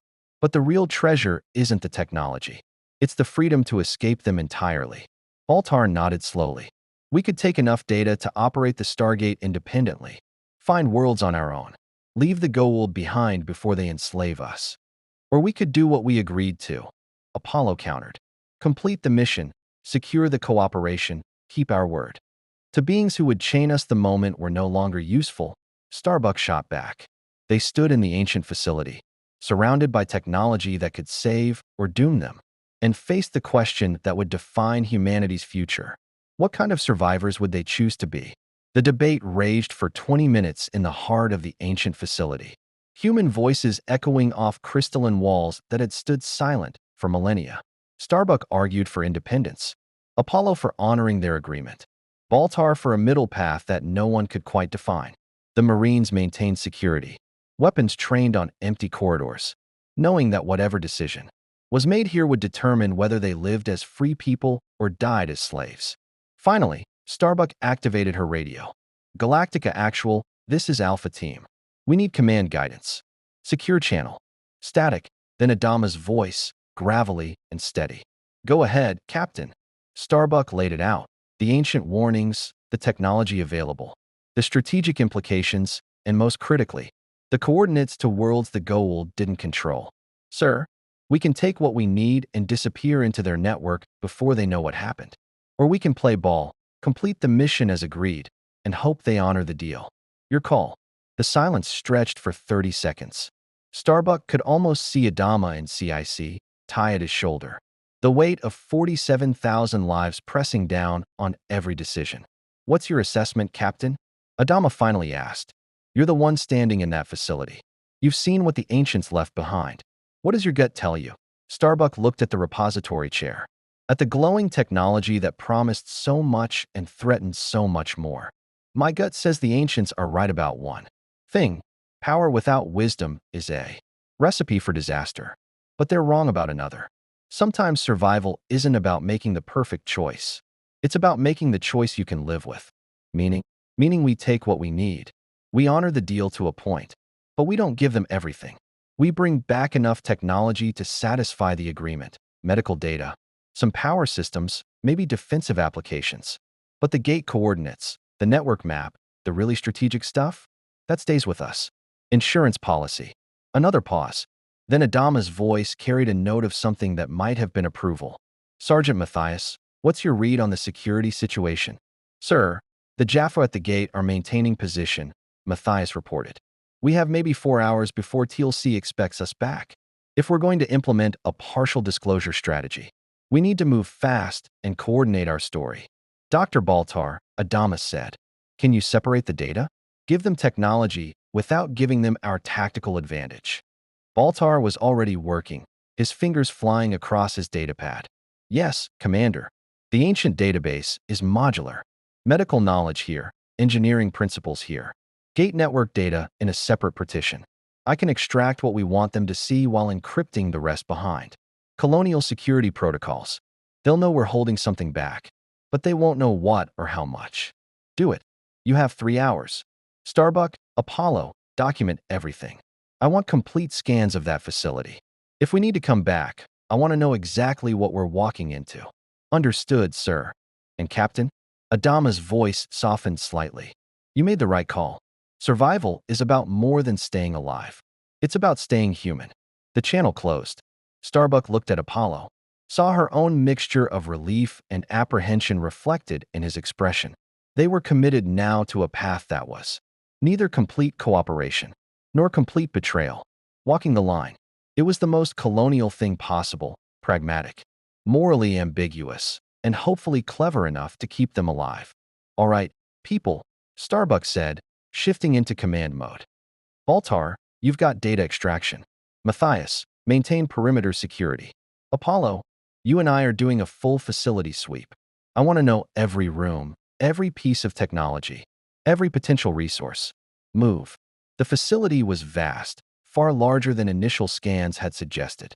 Chambers branched off from the central repository in a pattern that suggested deliberate organization, medical, technology in one wing, engineering in another, what looked like weapons development in a third, sector that was sealed behind, additional security protocols. In the medical wing, they found technology that made colonial medicine look like bloodletting, healing devices that could repair tissue damage at the cellular level, stasis pods that could preserve a body indefinitely, diagnostic systems that could map an entire human genome in seconds and identify genetic disorders, diseases, even predict potential future health problems. This could save President Roslin, Apollo said quietly, staring at a medical database that included treatments for dozens of cancer variants. The technology to cure her is right here. So we take it, Starbuck said.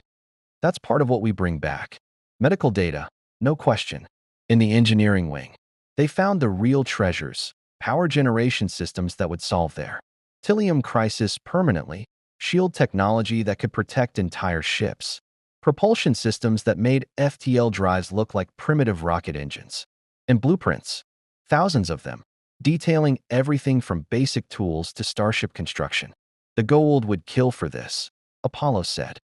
If they knew what we found, they'd enslave us or destroy us to keep it from rival system lords. Starbuck finished. Yeah, which is why we're very selective about what they learn exists. But it was in the final chamber, sealed behind multiple security doors, that they found something that changed the entire equation. The chamber was small, almost intimate, with a single pedestal at its center. On the pedestal sat a crystal, roughly the size of a human fist, pulsing with inner light, emanating energy that Starbuck could feel even from across the room. 0-point module. Baltar's voice crackled through the radio. He was monitoring their helmet cameras from the repository chamber. That's a ZPM, fully charged, by the readings I'm getting. Do you understand what this means? Unlimited power. You could run Galactica's entire systems for years, decades, without refueling, or power the Stargate for thousands of activations. It's the holy grail of ancient technology. Can we take it? Starbuck asked. Physically, yes. Ethically, Baltar trailed off. The ancients left this here for a reason, either as a test or a temptation or both. If the Goa'uld learn we have it, they don't learn, Starbuck decided. This is ours. Period. We take it, we hide it, and we figure out how to use it later. Apollo reached for the crystal, then hesitated. What if it's booby-trapped? What if removing it triggers some kind of defense system? Only one way to find out. Apollo lifted the ZPM from its pedestal. For 3 heartbeats, nothing happened. Then the facility itself seemed to exhale. A subtle shift in the ambient lighting. A change in the air pressure. Not hostile. Almost like relief. As if the ancient technology had been waiting for someone to finally claim what had been left behind. No defenses, Apollo said, cradling the crystal carefully. I think they wanted us to take it. Or they're testing whether we're smart enough to hide it from those who would misuse it. Starbuck replied. Either way, we've got it. Let's move. 3 hours later, the team reconvened in the repository chamber. Baltar had prepared a data crystal containing medical knowledge, basic engineering principles, and enough gate addresses to satisfy the Goa'ulds' expectations, but nothing that would give them a strategic advantage over the colonial fleet. The real treasure, the complete network map, the ZPM, the advanced weapon schematics, was encrypted on separate storage devices that only colonial computers could access. This is treason, Apollo said quietly. We agreed to bring back what we found. Instead, we're cherry-picking and hiding the best pieces. We're being strategic, Starbuck countered. The Goa'uld wanted us to die in here. They sent us hoping we'd fail and they'd be rid of a potential problem. We survived, and we're bringing back valuable technology. That satisfies the agreement. What we keep for ourselves is our business. TLC will know we're holding something back. Let him know. Knowing and proving are different things. And if he calls us on it, we negotiate. That's how this works. Everyone keeps secrets. Everyone has leverage, and everyone stays useful enough to stay alive. The Stargate activation was sudden, the chevrons locking from the other side. Someone dialing in. The team immediately took defensive positions. Weapons trained on the event horizon as it stabilized. Adama's voice came through before anyone stepped through. Alpha Team, this is Galactica Actual. Sitrep. Mission successful, sir, Starbuck reported. We're ready to extract with the package. Negative on immediate extraction. We have a situation developing topside. The Cylons sent a reconnaissance force. 3 base stars just jumped in system. The HOTAC has engaged, but there are too many raiders. Some are getting through to the planet. You need to hold position until we can secure the airspace. Starbuck felt ice in her gut. How long? Unknown. The Goa'uld mothership is holding its own. But the Cylons are adapting their tactics. They're targeting the gate specifically. They know that's our strategic asset.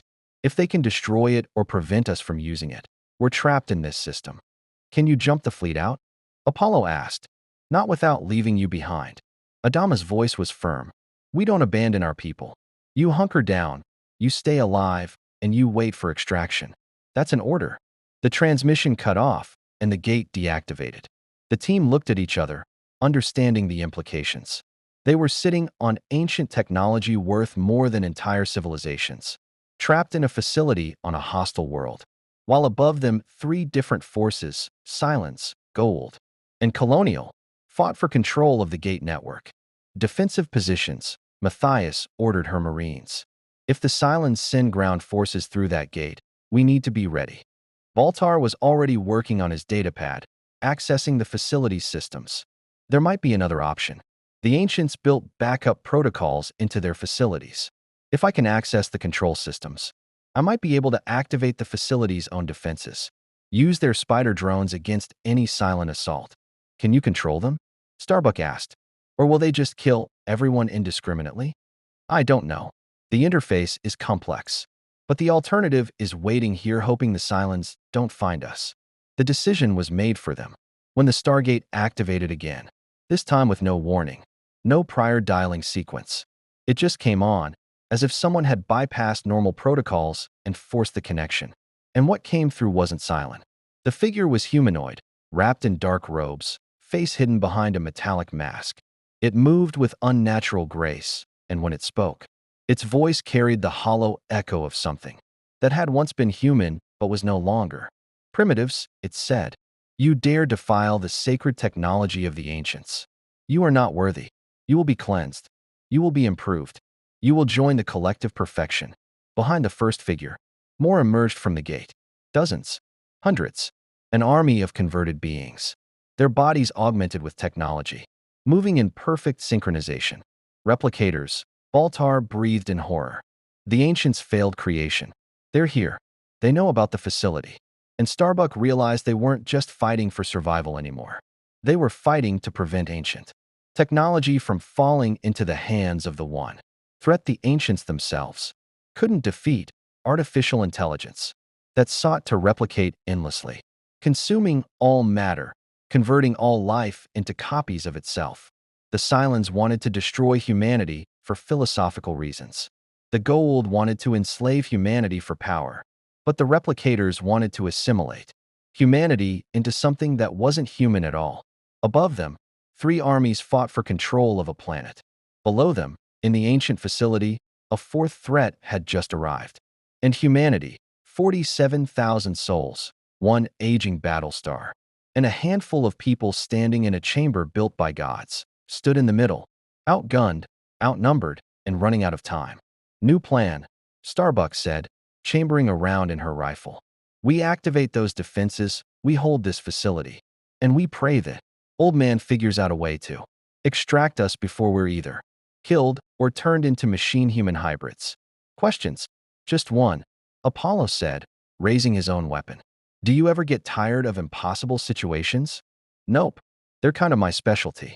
The first replicator charged, and the battle for humanity's future began in the heart of an ancient tomb, fought by soldiers armed with primitive weapons against an enemy that had terrified gods. The first volley of gunfire was almost pitiful against the replicators. Starbuck's bullets sparked harmlessly off the metallic augmentation covering the closest figure's torso. The thing didn't even flinch, just continued its mechanical advance with the certainty of something that had already calculated every possible outcome and found them all acceptable. Fall back to the repository, Matthias ordered, her Marines laying down, suppressing fire that accomplished nothing except announcing their position. We need a defensive position we can hold. They retreated in fighting order, the replicators pursuing with patient inevitability. Their movements were unsettling, too coordinated, too precise, like watching a single consciousness operating multiple bodies, which, Starbuck realized with sick certainty, was exactly what they were. Baltar, she shouted over the gunfire. Those defenses better be coming online now. I'm trying. Baltar's voice was tight with panic as his fingers flew across his datapad, interfacing with ancient systems through protocols he barely understood. The security subroutines are locked behind quantum encryption. I need time to. A replicator broke through the marine perimeter, moving with inhuman speed. It grabbed Corporal Venner, and metallic tendrils erupted from its hands, burrowing into the marine's flesh.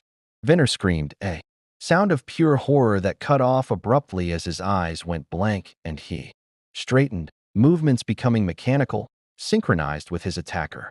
He's been converted. Matthias put 3 rounds into Venner's head. Mercy. killing her own soldier before the transformation completed. The body dropped, but the replicator simply moved to the next target. The repository chamber. Apollo had reached it first, pulling Baltar inside. Everyone inside now. The team poured through the entrance as the replicators closed in. Starbuck was the last through, laying down covering fire until Apollo physically dragged her backward. The chamber's door, solid ancient metal, sealed shut with a pneumatic hiss. That won't hold them long, Matthias said, already positioning her remaining Marines at defensive angles. Those things can probably cut through it like tissue paper. Baltar had abandoned his datapad and rushed to the repository chair itself. There's another way. The chair. It interfaces directly with the facility's neural network. If I can establish a connection, access the core systems. You said using that chair would turn your brain to soup, Starbuck reminded him. Better soup than assimilated into a hive mind of machine-human hybrids. Baltar was already sitting down, reaching for the neural interface headpiece. I can do this. I have to. The encryption keys, the security protocols, I can see them in the data, but I can't access them fast enough manually. If the chair downloads the knowledge directly, you'll die, Apollo said flatly. Probably.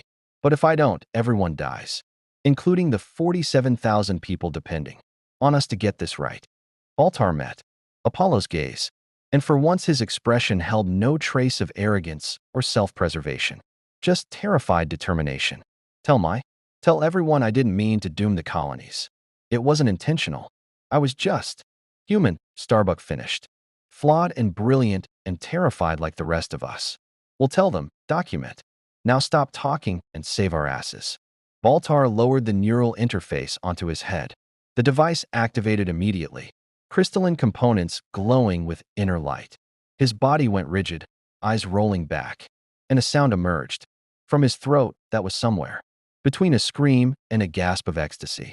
The repository chair hummed with power, and throughout the facility, systems that had lain dormant for millennia suddenly came online. Outside the sealed chamber, the replicators had begun, cutting through the door with molecular disassembly beams, technology they'd acquired from countless assimilated civilizations. The ancient metal held for 30 seconds. 40, then began to glow red, edges melting away. Inside, Baltar convulsed in the chair, foam flecking his lips, blood trickling from his nose and ears. Whatever was being downloaded into his human brain was never meant for organic neural architecture. But his hands moved, fingers dancing across holographic interfaces that materialized around him, accessing systems, bypassing security, rewriting code with the desperate speed of someone who knew each second might be his last. Come on, Doc, Starbuck muttered, watching the door melt. Whatever you're doing, do it faster. The door exploded inward. Replicators poured through the breach. Dozens of them, their collective consciousness focused entirely on the repository, and the humans defending it. Matthias and her Marines opened fire with everything they had: rifles, grenades, shaped charges. The explosions knocked some replicators back, but didn't stop them. Then Baltar screamed. Now, the chamber's walls erupted with weapon emplacements, concealed defensive systems that had been hidden in plain sight. Ancient technology, programmed to defend the repository against precisely this threat. Energy beams of concentrated power lanced out, striking replicators with surgical precision.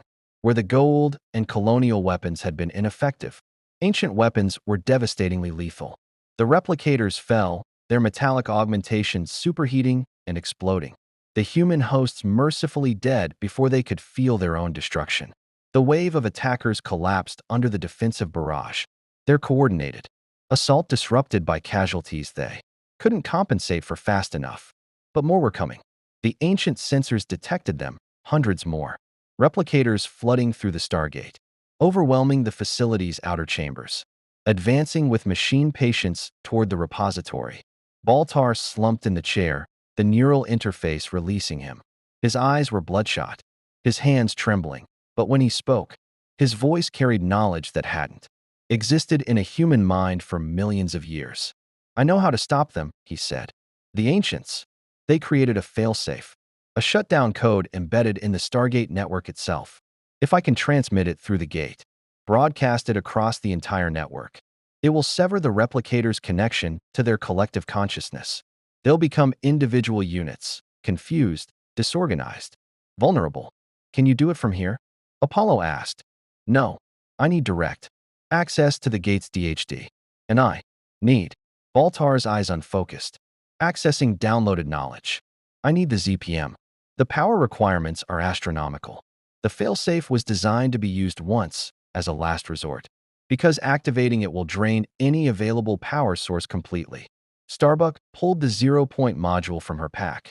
The crystal pulsed with contained energy, representing their hope for independence, for unlimited power, for survival. One use, then gone forever. Your call, Captain, Matthias said quietly.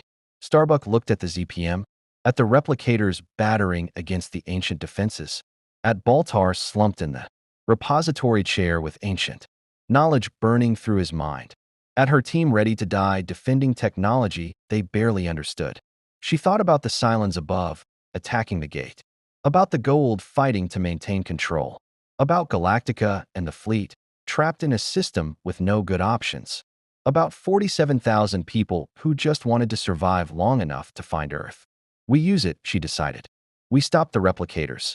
Everything else is secondary to that. Because what good was unlimited power if there was no one left alive to use it? What good was independence if humanity was assimilated into a machine collective? The ancients had made their choice, ascension over annihilation. Now humanity would make theirs, survival over advantage. Matthias, you hold this chamber, Starbuck ordered. Apollo, Baltar, you're with me.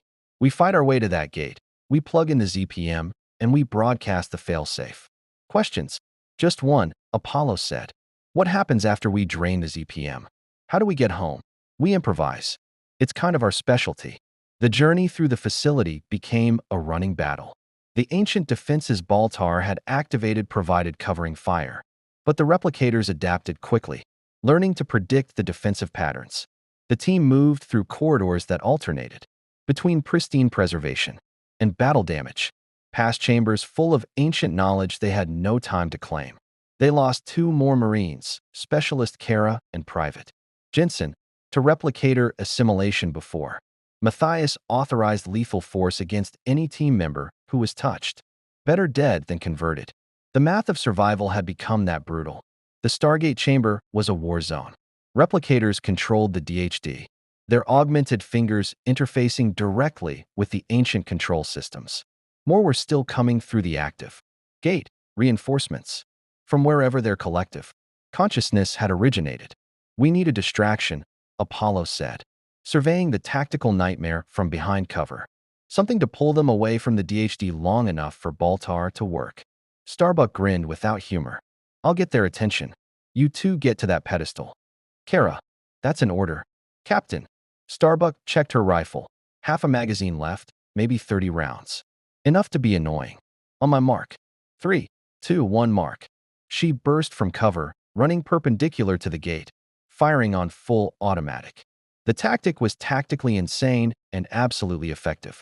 Every replicator's attention snapped to her, the collective intelligence recognizing a high-value target, calculating intercept vectors, dedicating resources to her elimination, which gave Apollo and Baltar the opening they needed.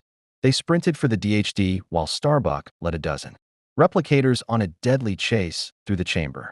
She used every bit of pilot's instinct, every trick she'd learned evading Cylon raiders, making herself an unpredictable target through pure aggressive unpredictability.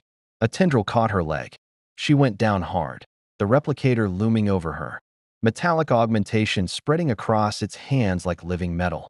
Starbuck fired her last rounds, point blank into its face, ineffective against the armor but buying her seconds. Then Apollo was there, pulling her back, firing his own weapon to create space. They retreated to the DHD where Baltar had already interfaced with the system, his ancient enhanced understanding letting him bypass security protocols that should have been unbreakable. The ZPM, Baltar shouted. I need it now. Starbuck slammed the crystal into the receptacle Baltar indicated. The entire facility hummed with sudden power, lights brightening, systems activating, the Stargate itself pulsing with barely contained energy. Baltar's hands flew across the holographic interface. Ancient knowledge flowing through him like a second language suddenly remembered. Initiating network-wide broadcast. Activating replicator failsafe. Estimated time to full propagation, 90 seconds. 90 seconds. The replicators had already recognized the threat. They surged toward the DHD. Collective intelligence calculating that stopping the broadcast was their only survival option. 30 of them. 40. More coming through the gate. Apollo and Starbuck stood shoulder to shoulder. Empty weapons held like clubs, ready to fight hand to hand if necessary. This was it. The last stand. Die here or save humanity from a threat even the ancients couldn't defeat. Then the gate exploded with incoming fire. Not replicators. Colonial weapons, the distinctive thunder of Galactica's point defense cannons, fired through the open wormhole from orbit. The barrage tore through the replicator formations, creating a corridor of destruction. And through that corridor came TLC and a squad of Jaffa warriors. The first Prime took in the situation instantly, humans defending. Ancient technology against machine assimilation. He made his choice in a heartbeat. Jaffa, Kree, TLC roared, and staff weapons opened up, adding their golden energy blasts to the colonial fire. The Goa'uld and colonial forces, enemies hours ago, became allies against a mutual threat that neither could face alone. The failsafe activated. Across the Stargate network, propagating at faster-than-light speeds through subspace connections. The ancient code broadcast. Every replicator connected to the collective consciousness suddenly lost connection. Individual units, their shared intelligence severed, became confused and disoriented. In the chamber, the attacking replicators simply stopped. Their coordinated assault collapsed into individual confusion. They looked at each other, at themselves, as if seeing their augmented bodies for the first time. Some screamed. Others simply collapsed. The horror of what they'd become, stripped of the collective rationalization, broke them. Failsafe successful, Baltar gasped. Sliding down from the DHD. Network-wide replicator consciousness disrupted. They're individuals now. Vulnerable. Mortal. The ZPM's glow faded to darkness. Empty. Depleted. All that power, all that potential, consumed in 90 seconds to save the galaxy from a plague. The ancients themselves had unleashed. TLC approached, staff weapon lowered. You have done what Ra's armies could not. What even the System Lords United feared to attempt. You have defeated the replicators' advance. We had help, Starbuck said, gesturing to the Jaffa warriors.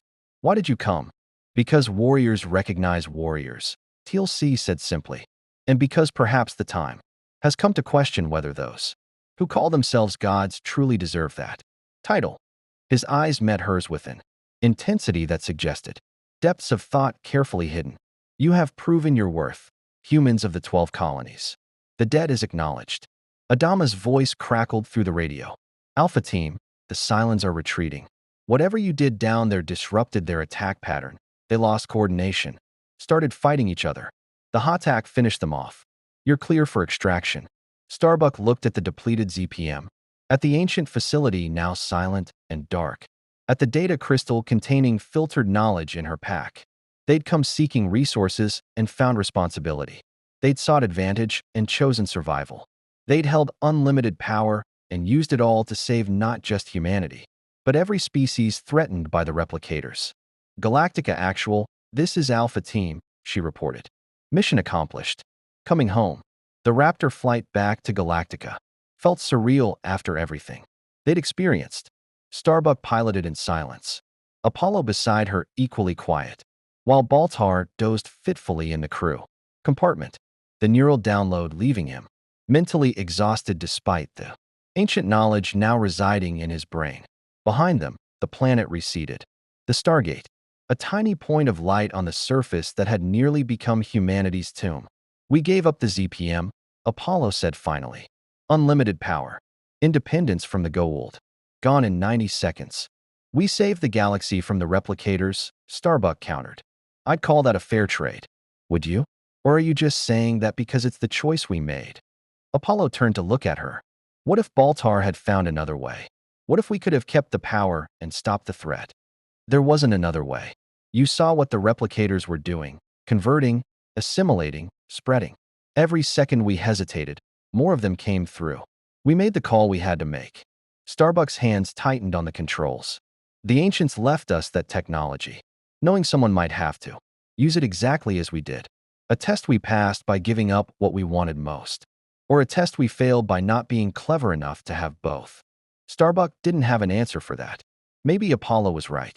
Maybe somewhere in the ancient knowledge Baltar had downloaded, there had been a solution that preserved their advantage while defeating the replicators. But dwelling on hypotheticals was a luxury they couldn't afford when survival was still measured in dwindling resources and silent pursuit vectors. Galactica's hangar deck appeared ahead, the aging Battlestar's hull scarred from the recent engagement but intact. As they touched down, Starbuck could see the damage control teams working on multiple hull breaches, the organized chaos of a warship that had once again survived when it shouldn't have. Adama was waiting on the deck, Ty beside him, as the team disembarked. The commander's expression was unreadable, that carved granite look he wore when processing complex tactical situations. Report, Adama said simply. Starbuck handed him the data crystal. Ancient medical knowledge, engineering principles, and 53 gate addresses to resource-rich worlds outside Gold territory, the complete network map, and advanced weapons. Data are on encrypted drives in Dr. Baltar's possession. We also recovered intelligence on the replicators, enough to develop countermeasures if we encounter them again, and the zero-point module, used to broadcast an ancient failsafe that disrupted the replicator collective consciousness network-wide. The ZPM is depleted. We traded unlimited power for stopping a threat that had the ancients themselves running scared. Starbuck met Adama's gaze steadily. It was the right call, sir. Adama was silent for a long moment, then nodded. Get yourself to sickbay, Captain. That leg wound needs attention.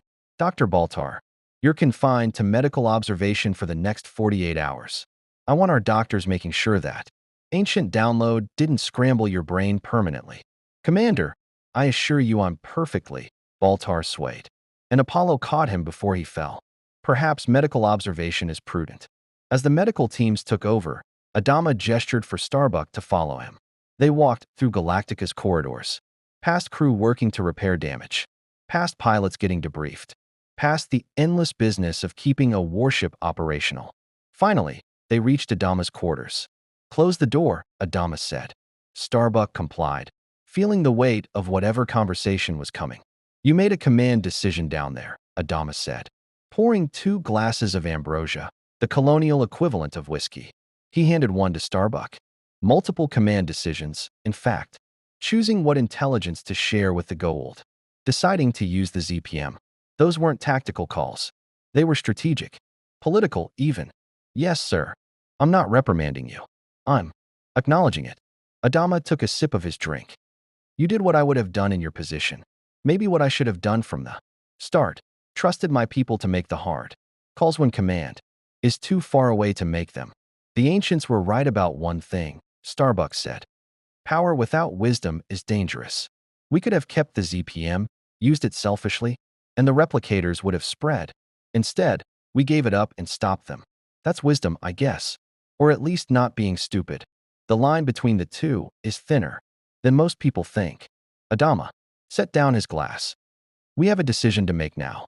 TLC has offered us formal cooperation, access to 3 resource worlds in exchange for the technology we recovered. President Roslin believes we should accept. Colonel Ty thinks it's a trap. What do you think? Starbuck considered carefully. I think TLC is looking for reasons to question his faith in the Goa'uld. I think we showed him that humans can be more than slaves or enemies. We can be allies worth having. But I also think the moment we stop being useful, the moment the Goa'uld decide we're a threat instead of an asset, they'll turn on us without hesitation. So we take the deal and plan our exit strategy simultaneously. Exactly. We use their resources to rebuild our strength. We learn their gate network. And the moment we're capable of independence, we disappear before they can chain us. Adama smiled, rare and genuine. You're starting to think like a commander, Captain. That's either a compliment or a warning. I'm not sure which. I'll take it as both, sir. The meeting with TLC took place aboard Colonial 1, with President Roslin presiding. The first prime arrived with minimal guard. a gesture of respect that didn't go unnoticed. He stood before the assembled colonial leadership, Adama, Rosalind, Tai, and representatives from the Quorum of 12, and made his proposal. RA acknowledges your success, TLC said. You have proven yourselves worthy of consideration. In exchange for the ancient technology you recovered, we offer access to 3 worlds rich in water, mineral resources, and agricultural potential. These worlds are outside System Lord territorial claims. Neutral ground where your fleet may resupply without interference. For how long? Rosalind asked, her political instincts sharp despite her illness. What happens when one of your rival system lords discovers our presence? Then you defend yourselves, or you leave, TLC said bluntly. We offer opportunity, not protection. Ra's forces are engaged across multiple fronts. We cannot spare ships to guard refugees. What about gate access? Adama interjected. Do we get our own DHD control device? Independent ability to dial the network. TLC's expression suggested he'd expected this question. 1G DO, synchronized to Ra's network, but with limited authority. You may dial the 3 resource worlds and return to this gate. Attempts to access other destinations will be discouraged, meaning you'll lock us out, Tai said. Meaning we will ensure our security is not compromised by those we aid. TLC corrected. This is a generous offer, humans. Accept it or refuse it, but do not mistake it for weakness or charity. It is pragmatic alliance between forces that find mutual benefit in cooperation. Rosalind looked to Adama. The unspoken question hung between them. Was this the best deal they could get? Was it worth the risk? Adama nodded fractionally. We accept, Rosalind said. With one addition. The medical technology we recovered includes cancer treatments far beyond our current capabilities. I want full access to those databases, unrestricted, as part of this agreement. Done, TLC agreed immediately. Your dying leader seeks healing. This is honorable. The medical knowledge is yours. As the meeting concluded and terms were finalized, Starbuck watched TLC carefully. The Jaffa warrior moved with military precision. But there was something else beneath the surface. Doubt, perhaps. Or the beginning of questions that had no safe answers in the Gold Empire. Later, as TLC prepared to return to the Hatak, Starbuck intercepted him near the Stargate. Question, she said. When you came through that gate to help us against the replicators, RA didn't order that, did he? TLC was silent for a long moment. Ra's orders were to observe, to determine if you survived and report the outcome. But you chose to fight alongside us anyway. I chose to honor warriors who demonstrated courage against impossible odds. TLC's eyes met hers. The Goa'uld claim divinity, Captain Thrace. But I have served them for decades, and I have never seen a god bleed. I have never seen a god make mistakes. I have never seen a god doubt. Yet I have seen all of these things in those who call themselves gods. You understand what this means? That maybe they're not as divine as they claim. That perhaps true divinity lies not in power, but in the choices made when wielding it. TLC activated the Stargate, the chevrons locking in sequence. Your people sacrificed their advantage to stop a threat to all species. The Goa'uld would have hoarded that power, used it for conquest. This difference is worth remembering. He stepped through the gate and was gone, leaving Starbucks standing in the ancient ruins, staring at the rippling event horizon, wondering if they'd just made an ally or simply delayed their eventual enslavement. 3 days later, the colonial fleet made its first jump to the resource worlds TLC had provided. The planet they designated New Pecan had vast freshwater oceans, mineral deposits, and soil that could support agriculture. For the first time since the fall, there was genuine hope in the fleet, not the desperate hope of survivors, but the practical hope of people who might actually build something lasting. Baltar recovered from his neural download but changed in ways both obvious and subtle, stood in Galactica's lab analyzing the ancient medical data. The treatments for Rosalind's cancer were there, complex but achievable with the technology they now possessed. She would live, perhaps for years, perhaps long enough to actually find Earth. It's remarkable, Baltar said to Chief Tyrol, who'd come to discuss implementation. The ancients understood human biology at a level we're only beginning to theorize. This isn't just treatment, it's comprehensive cellular regeneration. We could save not just the president, but hundreds of others dying from radiation exposure. Genetic disorders, traumatic injuries. At what cost? Tyrell asked. The ancients gave us this knowledge, but they also warned us about using power without wisdom. Every time we use their technology, we risk becoming dependent on it, risk losing whatever makes us human in the first place. Or, Baltar countered, we honor the ancients' legacy by using their gifts responsibly, by being the species they hoped would come after them, one that survives not through conquest or exploitation, but through wisdom gained from their mistakes. He looked at the data, streaming across his screens.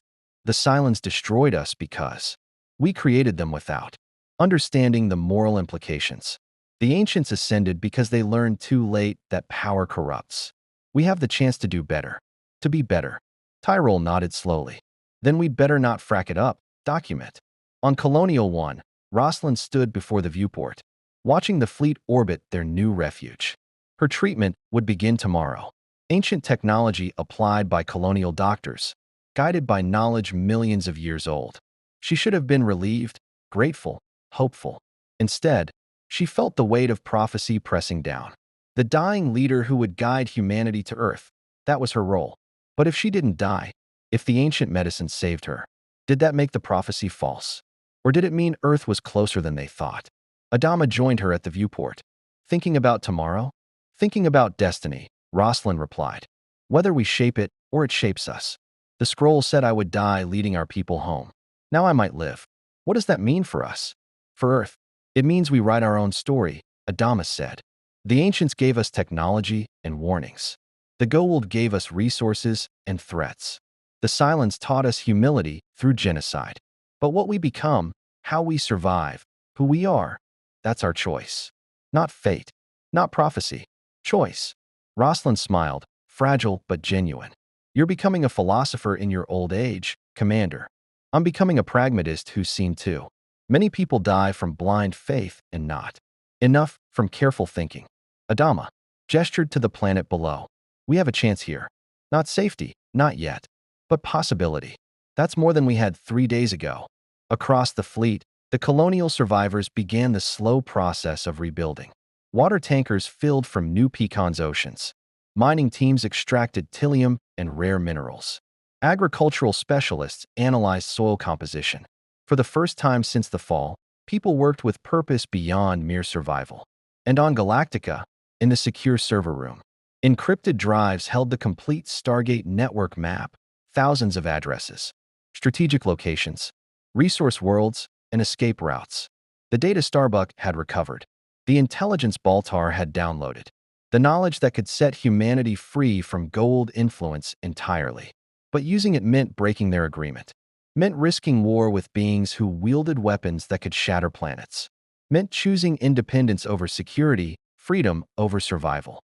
It was a choice they would have to make eventually. But not today.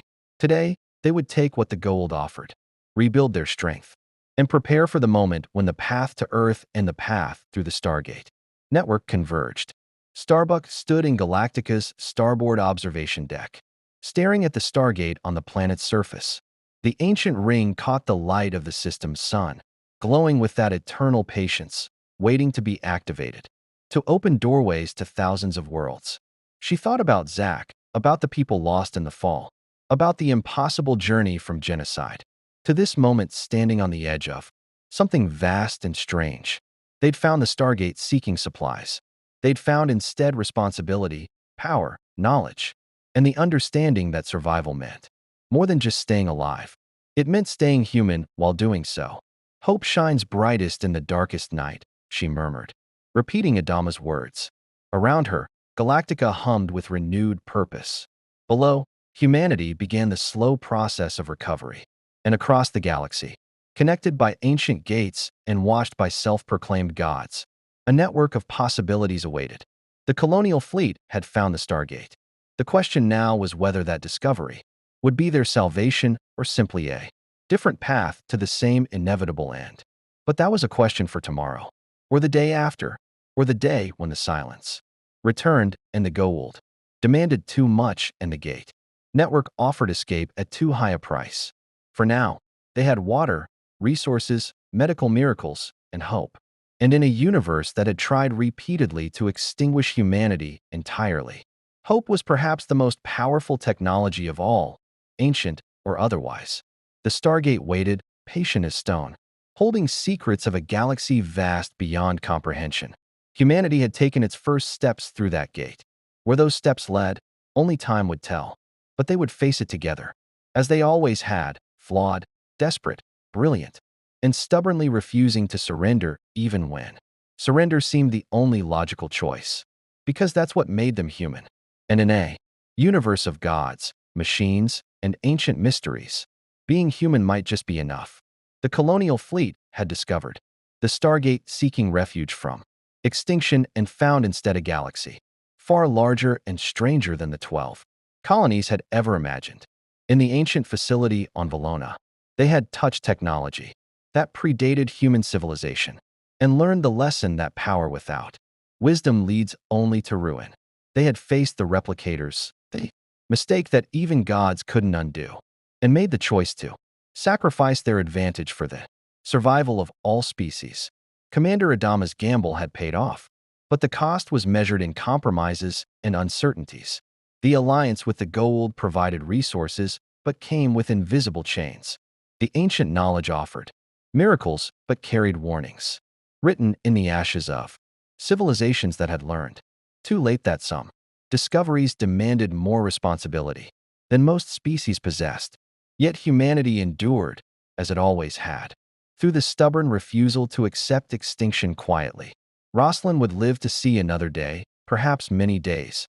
Her cancer held at bay by technology millions of years beyond colonial medicine.